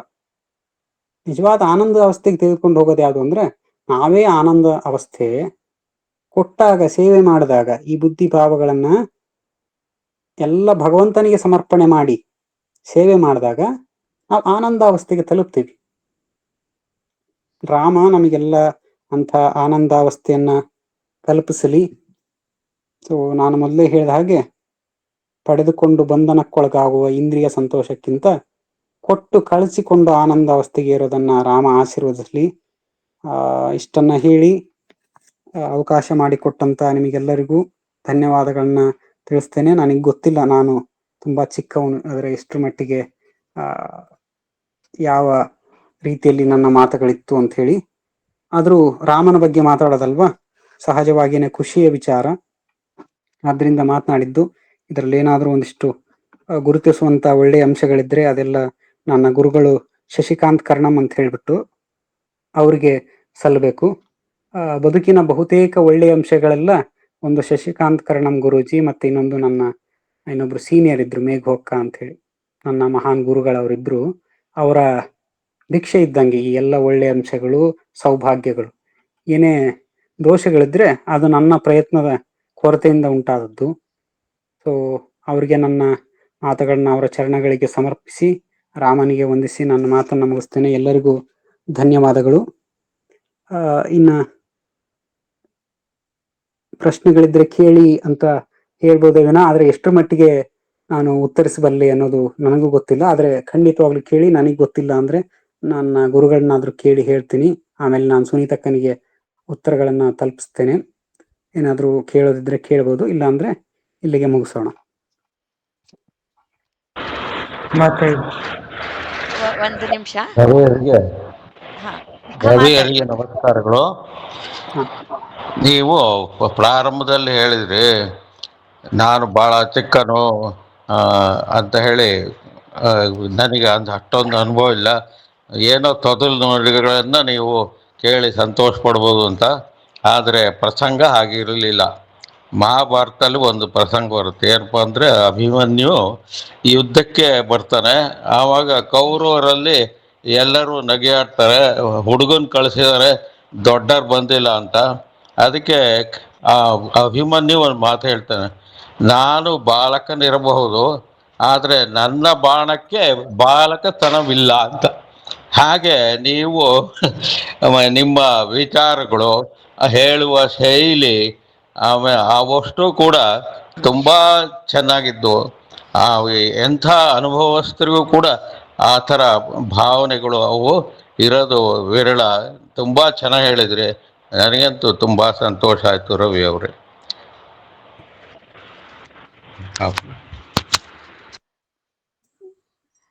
ರವಿಯವರು ಒಂದು ಮಾತು ಹೇಳಿದ್ರಿ, ಕೆಲವರು ವಯಸ್ಸು ಜಾಸ್ತಿ ಆಗಿರುತ್ತೆ, ಜೀವನ ಕಮ್ಮಿ ಜೀವಿಸಿರ್ತಾರೆ ಅಂತ. ಅಂದ್ರೆ ಅವರ ಅನುಭವ ಏನಿದೆ ಅದು ಪಡ್ಕೊಂಡಿರೋದು, ಒಳ್ಳೆ ವಿಚಾರಗಳನ್ನು ಪಡ್ಕೊಂಡಿರೋದು ಕಡಿಮೆ ಇರುತ್ತೆ ಅಂತ. ಇನ್ನು ಕೆಲವರು ವಯಸ್ಸು ಕಡಿಮೆ ಇರುತ್ತೆ ಆದ್ರೆ ಜೀವನ ಜಾಸ್ತಿ ಜೀವಿಸಿರ್ತಾರೆ ಅಂತ ಬಹಳ ಸುಂದರವಾಗಿ ಹೇಳಿದ್ರಿ ನೀವು. ನೀವು ನಿಮ್ಮ ವಯಸ್ಸು, ರವಿಯವರ ಇಲ್ಲಿ ಎಲ್ಲರಿಗೂ ಗೊತ್ತಿಲ್ಲ ಅಂತ ಅನ್ಕೋತೀನಿ. ಯಾಕೆಂದ್ರೆ ನಾನು ಅವರನ್ನ ಭೇಟಿ ಆಗಿದ್ದು ತಿಪ್ಪಾಪುರದಲ್ಲಿ. ನನಗೆ ಅವರು ಪರಿಚಯ ಆಗಿದ್ದು ಶ್ರೀಯುತ ಕರಣಂ ಶಶಿಕಾಂತ್ ಅವರು ನನಗೆ ಪರಿಚಯ ಮಾಡಿಸ್ಕೊಟ್ರು, ನನ್ನ ಶಿಷ್ಯ ಅಂತ ಹೇಳ್ಬಿಟ್ಟು. ನಾನು ಎದುರಿಗೆ ನೋಡಿದ್ದೀನಿ, ಇವರ ವಯಸ್ಸು ಬಹಳ ಚಿಕ್ಕದು. ಇಲ್ಲಿ ಇರೋ ನಾವೆಲ್ಲರಿಗಿಂತ ಅತ್ಯಂತ ಚಿಕ್ಕ ವಯಸ್ಸು, ಚಿಕ್ಕ ಹುಡುಗ ಅಂತ ನಾನು ಹೇಳ್ಬೋದು. ಆದ್ರೆ ನೀವು ಜೀವನವನ್ನ ಯಾವ ಮಟ್ಟಕ್ಕೆ ಜೀವಿಸಿದ್ದೀರಾ, ನಿಮ್ಮ ವಯಸ್ಸನ್ನ ನಾವು ಎಲ್ಲ ಊಹಿಸಲಾರೆವು. ಅಂತ ಒಂದು ವಯಸ್ಸು ತಮಗೆ ಆಗಿದೆ ಅಂತ. ನಿಮ್ಮ ದೈಹಿಕವಾಗಿ ವಯಸ್ಸು ಚಿಕ್ಕದು, ಆದ್ರೆ ತಮಗೆ ಅತ್ಯಂತ ವಯಸ್ಸಾಗಿದೆ ಅಂತ ನಾನು ಹೇಳ್ತೀನಿ. ಅಷ್ಟು ತಾವು ಮಾತಾಡಿದ್ರಲ್ಲಿ ಅಷ್ಟು ಒಂದು ಎಲ್ಲ ರೀತಿಯ ಪ್ರೌಢಿಮೆ ಇತ್ತು ರವಿಯವರೇ. ಆ ಒಂದು ಪ್ರೀತಿನ ಕೇಂದ್ರವಾಗಿ ಇಟ್ಕೋಬೇಕು. ಆಮೇಲೆ ಆ ಇಂದ್ರಿಯ ಇದು ಪ್ರೀತಿ ಅಲ್ಲ, ಅದು ಎಷ್ಟು ಎಲ್ಲ ವಿಶದವಾಗಿ ಹೇಳಿದ್ರಿ ನೀವು, ಎಷ್ಟು ಚೆನ್ನಾಗಿ ಹೇಳಿದ್ರಿ. ಇದೆಲ್ಲ ಬರೀ ಒಂದು ಪಾಂಡಿತ್ಯ, ವಿದ್ವತ್ತಂತೂ ನಿಮಗೆ ಸಿಕ್ಕಾಬಟ್ಟೆನೇ ಇದೆ, ಅದರಲ್ಲಿ ಅನುಮಾನ ಇಲ್ಲ. ಆದರೆ ಇದು ವಿದ್ವತ್ತಿಂದ ಬಂದಂಥ ಮಾತಲ್ಲ, ನಿಮ್ಮ ಅನುಭವದಿಂದ ಬಂದದ್ದು ಅಂತ ನಿಮ್ಮ ಮಾತುಗಳಲ್ಲೇ ಗೊತ್ತಾಗತ್ತೆ. ಭಾಳ ಸಂತೋಷ ಆಗಿದೆ ಇವತ್ತು ಹನುಮ ಜಯಂತಿ ದಿನ ನಿಮ್ಮ ಮಾತುಗಳನ್ನು ಕೇಳಿ. ನಾನು ಶಶಿಕಾಂತ್ ಅವ್ರಿಗೆ ನಿಜವಾಗ್ಲೂ, ಅವರು ಇಲ್ಲಿ ಇವತ್ತು ನಮ್ಮ ಜೊತೆ ಜಾಯಿನ್ ಆಗಿಲ್ಲ, ಬಟ್ ನಾನು ಅವ್ರಿಗೆ ತುಂಬ ಧನ್ಯವಾದಗಳು ಹೇಳಬೇಕು. ಹಾಗೆ ನಿಮ್ಮಿಂದ ನಾವು ಇನ್ನೂ ಜಾಸ್ತಿ ಕೇಳಬೇಕು, ಇನ್ನೂ ಬಹಳ ಕೇಳೋದಿದೆ. ತಾವು ದಯವಿಟ್ಟು ಬಿಡುವು ಮಾಡಿಕೊಂಡು ನಮ್ಮ ಸತ್ಸಂಗಕ್ಕೆ ಪದೇ ಪದೇ ಬರಬೇಕು ಅಂತ ತಮ್ಮಲ್ಲಿ ವಿನಂತಿಸ್ಕೊಳ್ತೇನೆ. ಹಾಗೆ ಕೃಷ್ಣ ಅವರು ಹ್ಯಾಂಡ್ ರೈಸ್ ಮಾಡಿದ್ದಾರೆ, ಅವ್ರು ಮಾತಾಡಲಿ. ನಮಸ್ಕಾರ, ಕೇಳಿಸ್ತಾ ಇದೆಯಾ? ಕೇಳಿಸ್ತಾ ಇದೆ ಕೃಷ್ಣ ಅವರೇ. ಆಗ್ಲೇ ನಾನು ಬಹಳ ಪ್ರಯತ್ನ ಪಟ್ಟೆ ಅನ್ಮ್ಯೂಟ್ ಮಾಡ್ಲಿಕ್ಕೆ, ಅನ್ಮ್ಯೂಟ್ ಆಗ್ಲಿಲ್ಲ. ಇರ್ಲಿ, ಪರವಾಗಿಲ್ಲ. ರವಿಕುಮಾರ್ ಅವ್ರಿಗೆ ಹೇಳಬೇಕಿತ್ತು, ಅದ್ಭುತವಾಗಿತ್ತು. ಈ ರಾಮಾಯಣದ ಪ್ರೀತಿಯ ಲಹರಿ ನಮ್ಮನ್ನೆಲ್ಲ ತನ್ನಲ್ಲೇ ಮುಳುಗಿಸ್ಕೊಂಡ್ಬಿಟ್ಟಿದೆ, ಅಷ್ಟು ಅದ್ಭುತವಾಗಿತ್ತು. ಇನ್ನೂ ಹೆಚ್ಚು ಕೇಳೋ ಬಯಕೆ. ಈ ಉಲ್ಲೇಖಗಳು ಅಷ್ಟೇ ಮನಸ್ಪರ್ಶಿಯಾಗಿದ್ವು. ಇದು ಪಾಮರರಿಗೆ ರಸದೂತಣ, ಪಂಡಿತ ರಂಜಕ ಎರಡೂ ಆಗಿತ್ತು. ನಿಮ್ಮ ಪ್ರೌಢಿಮೆ ಆಗಿದೆ. ಕಾರ್ಯಕ್ರಮದ ಶುರುನಲ್ಲಿ ನನಗೆ ಸೇರ್ಕೊಳಕ್ಕಾಗಿರ್ಲಿಲ್ಲ, ಬೇರೆ ಒಂದು ಕಾಲ್ ಇತ್ತು, ಹಾಗಾಗಿ ಅದನ್ನು ಮುಗಿಸ್ಕೊಂಡು ಇದಕ್ಕೆ ಬಂದೆ. ನೀವು ಬಹುಶಃ ಪ್ರಾರಂಭದಲ್ಲಿ ಅವನ್ನೆಲ್ಲ ಹೇಳಿರ್ಬೇಕು. ಖಂಡಿತವಾಗ್ಲೂ ಈ ಪ್ರಾಯ ಅನ್ನೋದನ್ನ ನಾವು ಬರೀ ಈ ವಿಚಾರಗಳು ಬಂದಾಗ ಒಂದು ನಾವು ಏನು ಪ್ರಾಯ ದೇಹಕ್ಕಾಗಿದೆ ಅನ್ನೋದು ತಗೊಂಡು ಅದನ್ನು ನಾವು ಗಣನೆ ಮಾಡ್ಲಿಕ್ಕೆ ಆಗೋದಿಲ್ಲ. ಪ್ರಬುದ್ಧತೆ, ಒಬ್ಬರ ಪರಿಶ್ರಮ, ಒಬ್ಬರ ಏನು ಒಂದು ಪಾಂಡಿತ್ಯ ಗಳಿಕೆ ಇರುತ್ತೆ, ಅದು ಸಾಧಾರಣವಾಗಿ ಆಗಿರೋದಿಲ್ಲ. ಅವೆಲ್ಲ ತಪಸ್ಸಿನಿಂದನೇ ಬಂದಿರುತ್ತೆ. ಹಾಗಾಗಿ ನಿಮ್ಮ ತಪೋಬಲ ಜೋರಾಗಿದೆ. ನಿಮ್ಮ ನಿರೂಪಣಾ ಶೈಲಿ ತುಂಬಾ ಹೃದಯ ಸ್ಪರ್ಶಿಯಾಗಿತ್ತು, ತುಂಬಾ ಚೆನ್ನಾಗಿತ್ತು. ಇದೇ ರೀತಿ ಕಾರ್ಯಕ್ರಮಗಳು ಇನ್ನೂ ಬರ್ಲಿ ನಿಮ್ಮಿಂದ ಅಂತ. ಹೇಗೆ ರಾಮಾಯಣದ ಶೀಲ ಸೌರಭವನ್ನ ಇವತ್ತು ನೋಡಿದ್ವೋ, ಅದೇ ರೀತಿ ಮಹಾಭಾರತದ ಶೀಲ ಸೌರಭನೂ ಬರ್ಲಿ. ಮತ್ತು ಅನೇಕ ಪಾತ್ರಗಳಿವೆ ಇನ್ನು ರಾಮಾಯಣದಲ್ಲೇ. ಅವೆಲ್ಲವನ್ನು ಸಮಗ್ರವಾಗಿ ನೀವು ಒಂದ್ಸಲಿ ನಮಗ್ ತಂದ್ಕೊಡಿ ಅಂತ ಒಂದು ಭಿನ್ನಹ. ಅದು ಒಂದು ಸರಣಿ ತರನೇ ನಡೆದ್ರೂ ಅಡ್ಡಿ ಇಲ್ಲ. ಇದು ಒಂದೇ ಒಂದು ಕಂತಿನಲ್ಲಿ ಆಗುತ್ತೆ ಅಂತ ಹೇಳಕ್ ಖಂಡಿತ ಸಾಧ್ಯ ಇಲ್ಲ. ಇದೊಂದು 4-5 ಕಂತಾರು ಬೇಕಾಗುತ್ತೆ. ಮೂಲ ಭೂಮಿಕೆಗಳೇನಿದೆ ಅವನ್ನೆಲ್ಲ ನೋಡ್ಕೋಬೇಕು ಅಂತ ಆದಾಗ್ಲೆ ಅವೆಲ್ಲ ಆಗ್ಲಿ ನಿಮ್ಮಿಂದ ಅಂತ. ಈಗ ನಿಮ್ಮಂಥವ್ರು ಸಿಗೋದೆ ಬಹಳ ಅಪರೂಪ, ಒಂದು ಪುಣ್ಯ. ಸುನೀತಾ ಅವರು ಅಲ್ಲಿ ತಿಪ್ಪಾಪುರಕ್ಕೆ ಹೋದಾಗ ನಿಮ್ಮ ಗುರುಗಳ ಭೇಟಿಯಾಗಿ ಅವರ ಮನಸ್ಸಿಗೆ ಬಂದು ಅವ್ರು ನಿಮ್ಮನ್ನು ಪರಿಚಯಿಸಿದ್ದು ನಮ್ಮ ಸತ್ಸಂಗದಲ್ಲಿರೋರು ಎಲ್ಲರ ಪುಣ್ಯ ಅಂತ ಹೇಳಬಲ್ಲೆ. ನಿಮಗೆ ಧನ್ಯವಾದಗಳು, ಹೃದಯಾಂತರಾಳದಿಂದ ಧನ್ಯವಾದಗಳು. ಬಹಳ ಚೆನ್ನಾಗಿ ಬಂತು. ಇಲ್ಲಿ ಅವರು ಹೇಳಿದ್ರು, ಸ್ವಾಮಿ ಸೇವಕರು ಪ್ರೀತಿ, ಎಲ್ಲ ಪ್ರೀತಿನೂ ಹೇಳಿದ್ರು. ಇನ್ನೊಂದು ವಿಚಾರ ನಾನು ಸೇರಿಸ್ಬೇಕು. ನಾನು ನೋಡಿದ್ದು ಒಂದು ವಿಚಾರ, ತಾವೆಲ್ಲ ಇದು ನೋಡಿಲ್ಲ, ಇದು ನೋಡ್ಲಿ ತಾವೆಲ್ಲ ಅಂತ ಹೇಳ್ತಾ ಇದ್ದೀನಿ. ಇಲ್ಲಿ ಶಶಿಕಾಂತ್ ಅವ್ರಿಗೆ ನಾನು ಹೇಳ್ದೆ, ಶಶಿಕಾಂತ್ ಅವರೇ, ನೀವು ನನಗೆ ಪರಿಚಯ ಮಾಡಿಸಿದ್ರಲ್ಲ, ರವಿ ಅವ್ರದ್ದಿದೆ ಸತ್ಸಂಗ ಈ ಸಲ ನಮ್ಮ ಇದರಲ್ಲಿ, ನಮ್ಮ ಸತ್ಸಂಗದಲ್ಲಿ ರವಿ ಅವ್ರು ಮಾತಾಡ್ತಾರೆ, ಇಂಥ ವಿಷಯ ಮಾತಾಡ್ತಾರೆ ಅಂತ. ಅವ್ರು ಹೇಳಿದಕ್ಕೆ ಅವ್ರ ಪ್ರೀತಿ ಹೆಂಗಿದೆ ಇವ್ರ ಮೇಲೆ ಅಂತ ನಾನು ಹೇಳ್ತೀನಿ. ರವಿ ಅವ್ರಿಗೂ ಗೊತ್ತಿಲ್ಲ. ಅವರು ಹೇಳಿದ್ರು, ಸುನೀತಕ್ಕ, ರವಿ ಮಾತಾಡೋದು ನನ್ನ ಶಿಷ್ಯ, ನನಗಿನ್ನ ಹೆಚ್ಚು ವಿಚಾರ ತಿಳ್ಕೊಂಡಿದ್ದಾನೆ, ನನಗಿನ್ನ ಹೆಚ್ಚು ಪ್ರೌಢಿಮೆ ಇದೆ. ಅವ್ನು ನಿಜವಾಗ್ಲೂ ಅವನಿಂದ ಇನ್ನೂ 1000 ವಿಚಾರ ನೀವು ಕೇಳ್ಬೇಕು, ಬಹಳ ಚೆನ್ನಾಗಿ ಹೇಳ್ತಾನೆ. ಇಂತಿಂಥ ವಿಚಾರ ನೀವು ಕೇಳಿ, ಅದ್ಭುತ ರಾಮಾಯಣ ಕೇಳಿ ಅವನಿಂದ, ಮತ್ತೆ ಗಂಗಾವತರಣ ಕೇಳಿ ಅಂತೇಳಿ ಅವ್ರಿಗೆ ಎಷ್ಟು ಪ್ರೀತಿ ತೋರಿಸಿದ್ರು ರವಿಯವ್ರ ಮೇಲೆ ಅಂತಂದ್ರೆ, ಈ ಗುರುವಿಗೆ ಶಿಷ್ಯನ ಮೇಲಿನ ಪ್ರೀತಿ ನಂಗೆ ನಿಜವಾಗ್ಲೂ ಹೇಳ್ಬೇಕಾದ್ರೆ ಸಾರಿ, ಸ್ವಲ್ಪ ಅದು ನಿಜ, ನಾನು ನೋಡಿದ್ದೀನಿ, ಅದಕ್ಕೋಸ್ಕರ ಭಾವುಕಳಾಗ್ತಾ ಇದ್ದೇನೆ. ಎಷ್ಟು ಪ್ರೀತಿ ತೋರಿಸಿದ್ರು ರವಿಯವ್ರ ಮೇಲೆ. ನಿಜವಾಗ್ಲೂ ರವಿಯವ್ರಿಗೆ ಯೋಗ್ಯತೆ ಇದೆ. ದಯವಿಟ್ಟು ಯಾರಾದ್ರೂ ಮಾತಾಡಿ. ನಿಜವಾಗ್ಲೂ ಎಲ್ಲ ನನ್ನ ಗುರುಗಳ ಆಶೀರ್ವಾದ, ಅವ್ರ ಪ್ರೀತಿಯಿಂದ ಹೇಳಿರ್ಬೋದು, ಬಟ್ ಅವರ ಹೇಳೋ ಮಟ್ಟಿನ ವಿದ್ವತ್ತು ನನಗಿಲ್ಲ. ಬಟ್ ಅವರ ಆಸೆಯಂತೆ ಅಧ್ಯಯನ ಮಾಡಿ ಒಂದಿಷ್ಟು ವಿಷಯಗಳನ್ನ ತಿಳ್ಕೊಂಡು ಎಲ್ಲರಿಗೂ ಹೇಳ್ಬೇಕನ್ನೋ ಆಸೆ ಅಂತೂ ಇದೆ. ಬಟ್ ಇನ್ನ ನನ್ನ ಗುರುಗಳು ಹೇಳೋ ಮಟ್ಟಿನ ಅಥವಾ ನೀವು ಹೇಳಿದ ಮಟ್ಟಿನ ವಿದ್ವತ್ತು ನನಗಿಲ್ಲ. ಆದ್ರೆ ನಿಮ್ಮೆಲ್ಲರ ಪ್ರೀತಿಗೆ ತುಂಬಾ ತುಂಬಾ ಧನ್ಯವಾದಗಳು. ಖಂಡಿತವಾಗ್ಲೂ ರಾಮಾಯಣದ ಬಗ್ಗೆ ನಾವೆಲ್ಲರೂ ಜೊತೆಯಾಗಿ ಚರ್ಚೆ ಮಾಡ್ತಾನೆ ಇರೋಣ. ನಿರ್ಮಲಾ ಅವರು ಮಾತಾಡಿ. ರವಿಕುಮಾರ್ ಅವರೇ ನಮಸ್ಕಾರ. ನಿಮ್ಮನ್ನ ತಿಪ್ಪಾಪುರದಲ್ಲಿ ನಮ್ಮ ಮಗಳ ಜೊತೆಗೆ ಬಂದಾಗ ಪರಿಚಯ ಮಾಡ್ಕೊಂಡಿದ್ದೆ. ಸರಳದಲ್ಲಿ ನೀವು ಅದಂತೂ ನನಗೆ ನಾನು ಅಲ್ಲಿ ನೋಡ್ದಾಗ್ಲೇ ನಿಮ್ಮನ್ನ ಎಷ್ಟು ಸರಳ ವ್ಯಕ್ತಿ, ಅತಿ ಚಿಕ್ಕ ವಯಸ್ಸಿಂದ ನಾನು ಅನ್ಕೊಂಡ್ ಬಂದೆ. ಇವತ್ತು ನಿಮ್ಮ ಇದನ್ನ ಕೇಳಿ ಬಹಳ ಅದ್ಭುತ ಅಂತ ಅನಿಸ್ಬಿಡ್ತು. ಆಮೇಲೆ ಮುಖ್ಯವಾಗಿ ನೀವು ರಾಮಾಯಣದ ಮೇಲೆ ಇಟ್ಟಿರುವ ಪ್ರೀತಿಯಿಂದ ನೀವು ಅದನ್ನ ಅಧ್ಯಯನ ಮಾಡಿದಿರಿ. ಆ ಪ್ರೀತಿನೇ ನೀವು ಎಲ್ಲರಿಗೂ ಇವತ್ತು ಹಂಚ್ತಾ ಇದ್ದೀರಿ ನನಗೆ ಅನ್ಸುತ್ತೆ. ಆಮೇಲೆ ಮೊದಲು ಒಂದು ಮಾತು ಹೇಳಿದ್ರಿ, ಹೊಟ್ಟೆಗೆ ಒಂದ್ ಸ್ವಲ್ಪ ಅನ್ನ, ಹುಟ್ಟಿದ್ಮೇಲೆ ಬೆಳಿತೀವಿ, ಆಮೇಲೆ ಬುದ್ಧಿ ಬೆಳೀತಾ ಬೆಳೀತಾ ಪರಮಾತ್ಮನ ಹೋದ್ರೆ ಅದ್ ಚೆನ್ನಾಗಿರುತ್ತೆ, ಇಲ್ದೇ ಇದ್ರೆ ಇಲ್ಲ ಅಂತ. ಅದು ನನ್ನ ಮನಸ್ಸಿಗೆ ತುಂಬಾ ಎಫೆಕ್ಟ್ ಆಗ್ಬಿಡ್ತಪ್ಪ. ಅದು ಬಹಳ 100ಕ್ಕೆ 100 ಸತ್ಯವಾದ ಮಾತು. ಅದು ಬುದ್ಧಿ ಬೆಳೀತಾ ಬೆಳೀತಾ ಆ ಒಂದ್ ಪರಮಾತ್ಮನಿಗೆ ಮನೆ ಒಳಗೂ ಅದನ್ನ ಹೇಳ್ಕೊಡ್ಬೇಕು ಮಕ್ಳಿಂದ. ಅದು ಒಂದು ಅರ್ಪಿಸ್ತಾ ಹೋದ್ರೆ ನಿಜವಾಗ್ಲೂ ಬೇರೆ ತರನೇ ಆಗ್ಬಿಡತ್ತೆ ಜೀವನ. ನೀವು ಹೇಳ್ದಂಗೆ ಬಹಳ ಚೆನ್ನಾಗಿತ್ತಪ್ಪ. ನಿಮ್ಮ ಆ ಒಂದು ರಾಮಾಯಣದ ಪ್ರೀತಿ ನಮ್ಮೆಲ್ಲರಿಗೂ ಇವತ್ತು ಕೊಟ್ಟಿದ್ದೀರಿ. ಹೆಚ್ಚು ಹೆಚ್ಚು ಬರ್ಲಿ ಅಂತ ನಿಮ್ಮಿಂದ ನಾನು ಆಶಿಸ್ತೀನಪ್ಪ. ಧನ್ಯವಾದಗಳು. ಇನ್ಯಾರಾದ್ರೂ ಏನಾದ್ರೂ ಮಾತಾಡೋಕಿದ್ದೀರಾ? ಇಲ್ಲ ಏನಾದ್ರು ಕೇಳೋದೇ? ಸವಿತಾ, ಹೇಳಿ. ನಮಸ್ಕಾರ ರವಿಕುಮಾರ್ ಅವ್ರಿಗೆ. ತುಂಬಾ ನಮಸ್ತೆ ಅಮ್ಮ. ಚೆನ್ನಾಗಿತ್ತು ರವಿ ಅವರೇ. ಇಲ್ಲೇನು ಏಜ್ ಡಸಂಟ್ ಮ್ಯಾಟರ್ ಅಂತ ಹೇಳ್ಬೋದು. ಏಜ್ ಯಾವ ಲೆಕ್ಕನೂ ಇಲ್ಲ ನಿಮ್ಮ ಪ್ರೌಢಿಮೆ ಮುಂದೆ. ಎಲ್ಲರೂ ಹೇಳ್ದಂಗೆ ವಿಚಾರಗಳ ಅಧ್ಯಯನ, ಅದರ ಮನನ ಮಂಥನ ಅವೆಲ್ಲ ಮುಖ್ಯ ಆಗುತ್ತೆ. ಅನುಭವ ಮುಖ್ಯ. ದೇವರು ಚಿಕ್ಕ ಏಜಲ್ಲೇ ಕೆಲವರಿಗೆ ಬಹಳಷ್ಟು ಅನುಭವಗಳನ್ನು ಕೊಟ್ಟಿರ್ತಾನೆ, ಅನುಭವ ಮಾಡಿಸ್ತಾನೆ. ಅವಾಗ ಏಜ್ ಲೆಕ್ಕನೇ ಬರಲ್ಲ ಅಂತ ನನ್ನ ಅನಿಸಿಕೆ. ನೀವು ಬಹಳನೇ ಚೆನ್ನಾಗಿ ಹೇಳಿದೀರಾ, ಅರ್ಥ ಆಗಂಗ್ ಹೇಳಿದೀರಾ. ಆಮೇಲೆ ಇನ್ನೊಂದು DVG ಅವರ ಶ್ರೀರಾಮ ಪರೀಕ್ಷಣಂ ಅಂತ ಕೇಳ್ಪಟ್ಟಿದ್ದೀನಿ. ಅದನ್ನು ಸಹ ನೀವು ಮುಂದಿನ ದಿನಗಳಲ್ಲಿ ಪ್ರಸ್ತುತ ಪಡಿಸ್ರಿ. ಅನೇಕ ವಿಚಾರಗಳ ರಾಮಾಯಣದ ಬಗ್ಗೆ ನಮ್ಗೆ ತಿಳಿಸ್ಕೊಡಿ ಅಂತ ಕೇಳ್ಕೊತೀನಿ. ತುಂಬಾನೇ ಚೆನ್ನಾಗಿತ್ತು. ನಿಮ್ಮನ್ನ ಪರಿಚಯ ಮಾಡಿಸಿದ್ದು ಬಹಳ ಖುಷಿಯ ಸಂಗತಿ. ಧನ್ಯವಾದಗಳು. ಧನ್ಯವಾದಗಳಮ್ಮ. ಖಂಡಿತವಾಗ್ಲು DVGಯ ಬಗ್ಗೆ ಮಾತನಾಡೋದು ಅಂದ್ರೆ, ನಾನು ಬಹುತೇಕ ರಾಮಾಯಣ, ಮಹಾಭಾರತ, ಜೀವನ ಎಲ್ಲವನ್ನೂ ನೋಡೋದು ಅಂದ್ರೆ ಸದ್ಯಕ್ಕೆ ಇನ್ನ ಕಗ್ಗನ್ನ ಕನ್ನಡಕ ಹಾಕೊಂಡು ನೋಡ್ಕೊಳ್ತೀನಿ ಇನ್ನ ಜೀವನವನ್ನ ಅಂತ ನಾನು ಯಾವಾಗ್ಲೂ ಹೇಳ್ತಾ ಇರ್ತೀನಿ. ಕಗ್ಗ ಸಹಾಯ ಮಾಡಿದಷ್ಟು ಜೀವನದಲ್ಲಿ ಮತ್ಯಾವ ಕೃತಿಯು ನಂಗೆ ಸಹಾಯ ಮಾಡಿಲ್ಲ. ನೀವು ಹೇಳಿದಾಗೆ ಶ್ರೀರಾಮ ಪರೀಕ್ಷಣಮನ್ನು ನೋಡೋಣ, ಕಗ್ಗವನ್ನು ನೋಡೋಣ.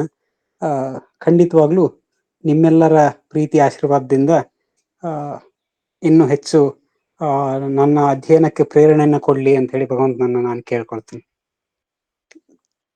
ಧನ್ಯವಾದಗಳು ರವಿಯವರೇ. ಇನ್ನು ಹಾ, ಯಾರಾದ್ರೂ ಮಾತಾಡೋರು ಇದ್ರೆ ಮಾತಾಡಿ, ಇಲ್ಲಾಂದ್ರೆ ಸತ್ಸಂಗವನ್ನ ಅಂತ್ಯ ಮಾಡೋಣ.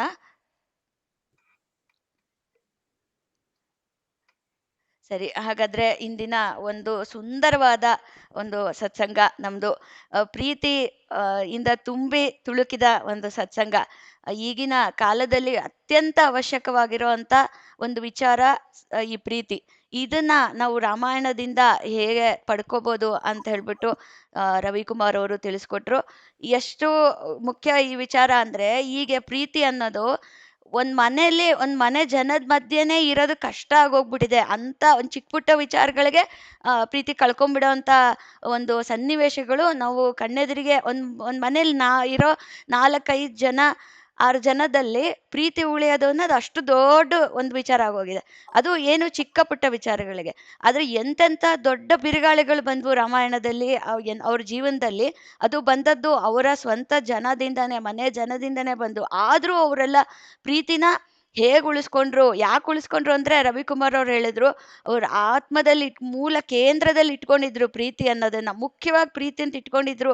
ಮೇಲೆ ಅದೇನೋ ಒಂದು ದುಃಖ ಬಂತು, ಅದೇನೋ ಒಂದು ಒಬ್ರಿಗೊಬ್ರಿಗೆ ಮನಸ್ತಾಪ ಬಂತು, ಅದೆಲ್ಲ ಮೇಲ್ಮೇಲೆ ಬರ್ತಿತ್ತು ಹೋಗ್ತಿತ್ತು.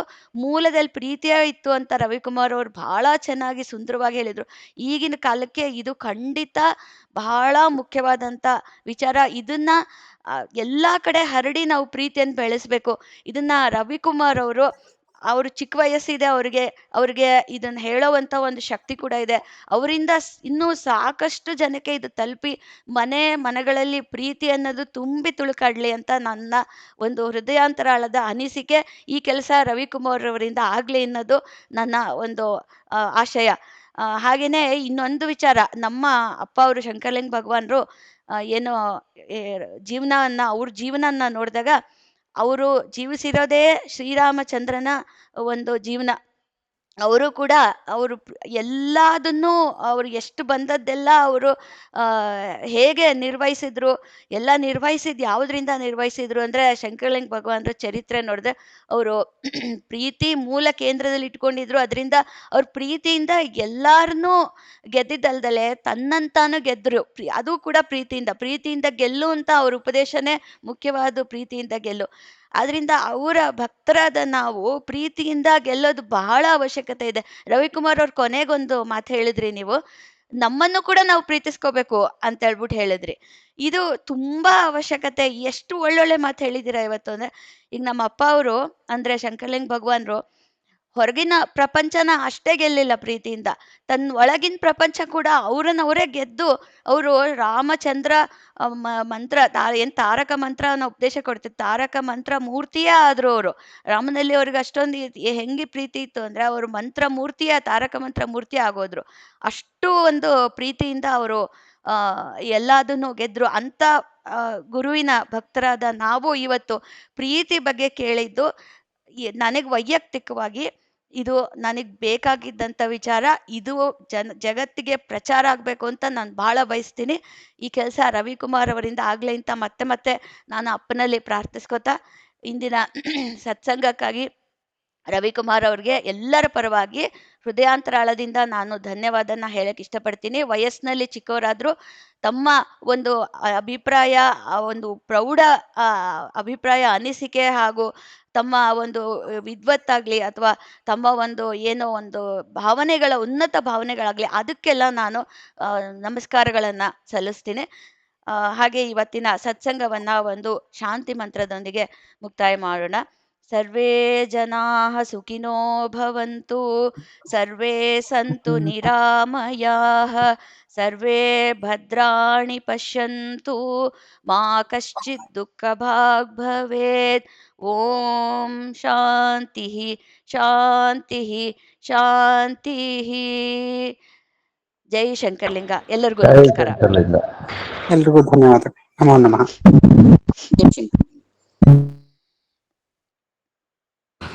ಜೈ ಶಂಕರಲಿಂಗ.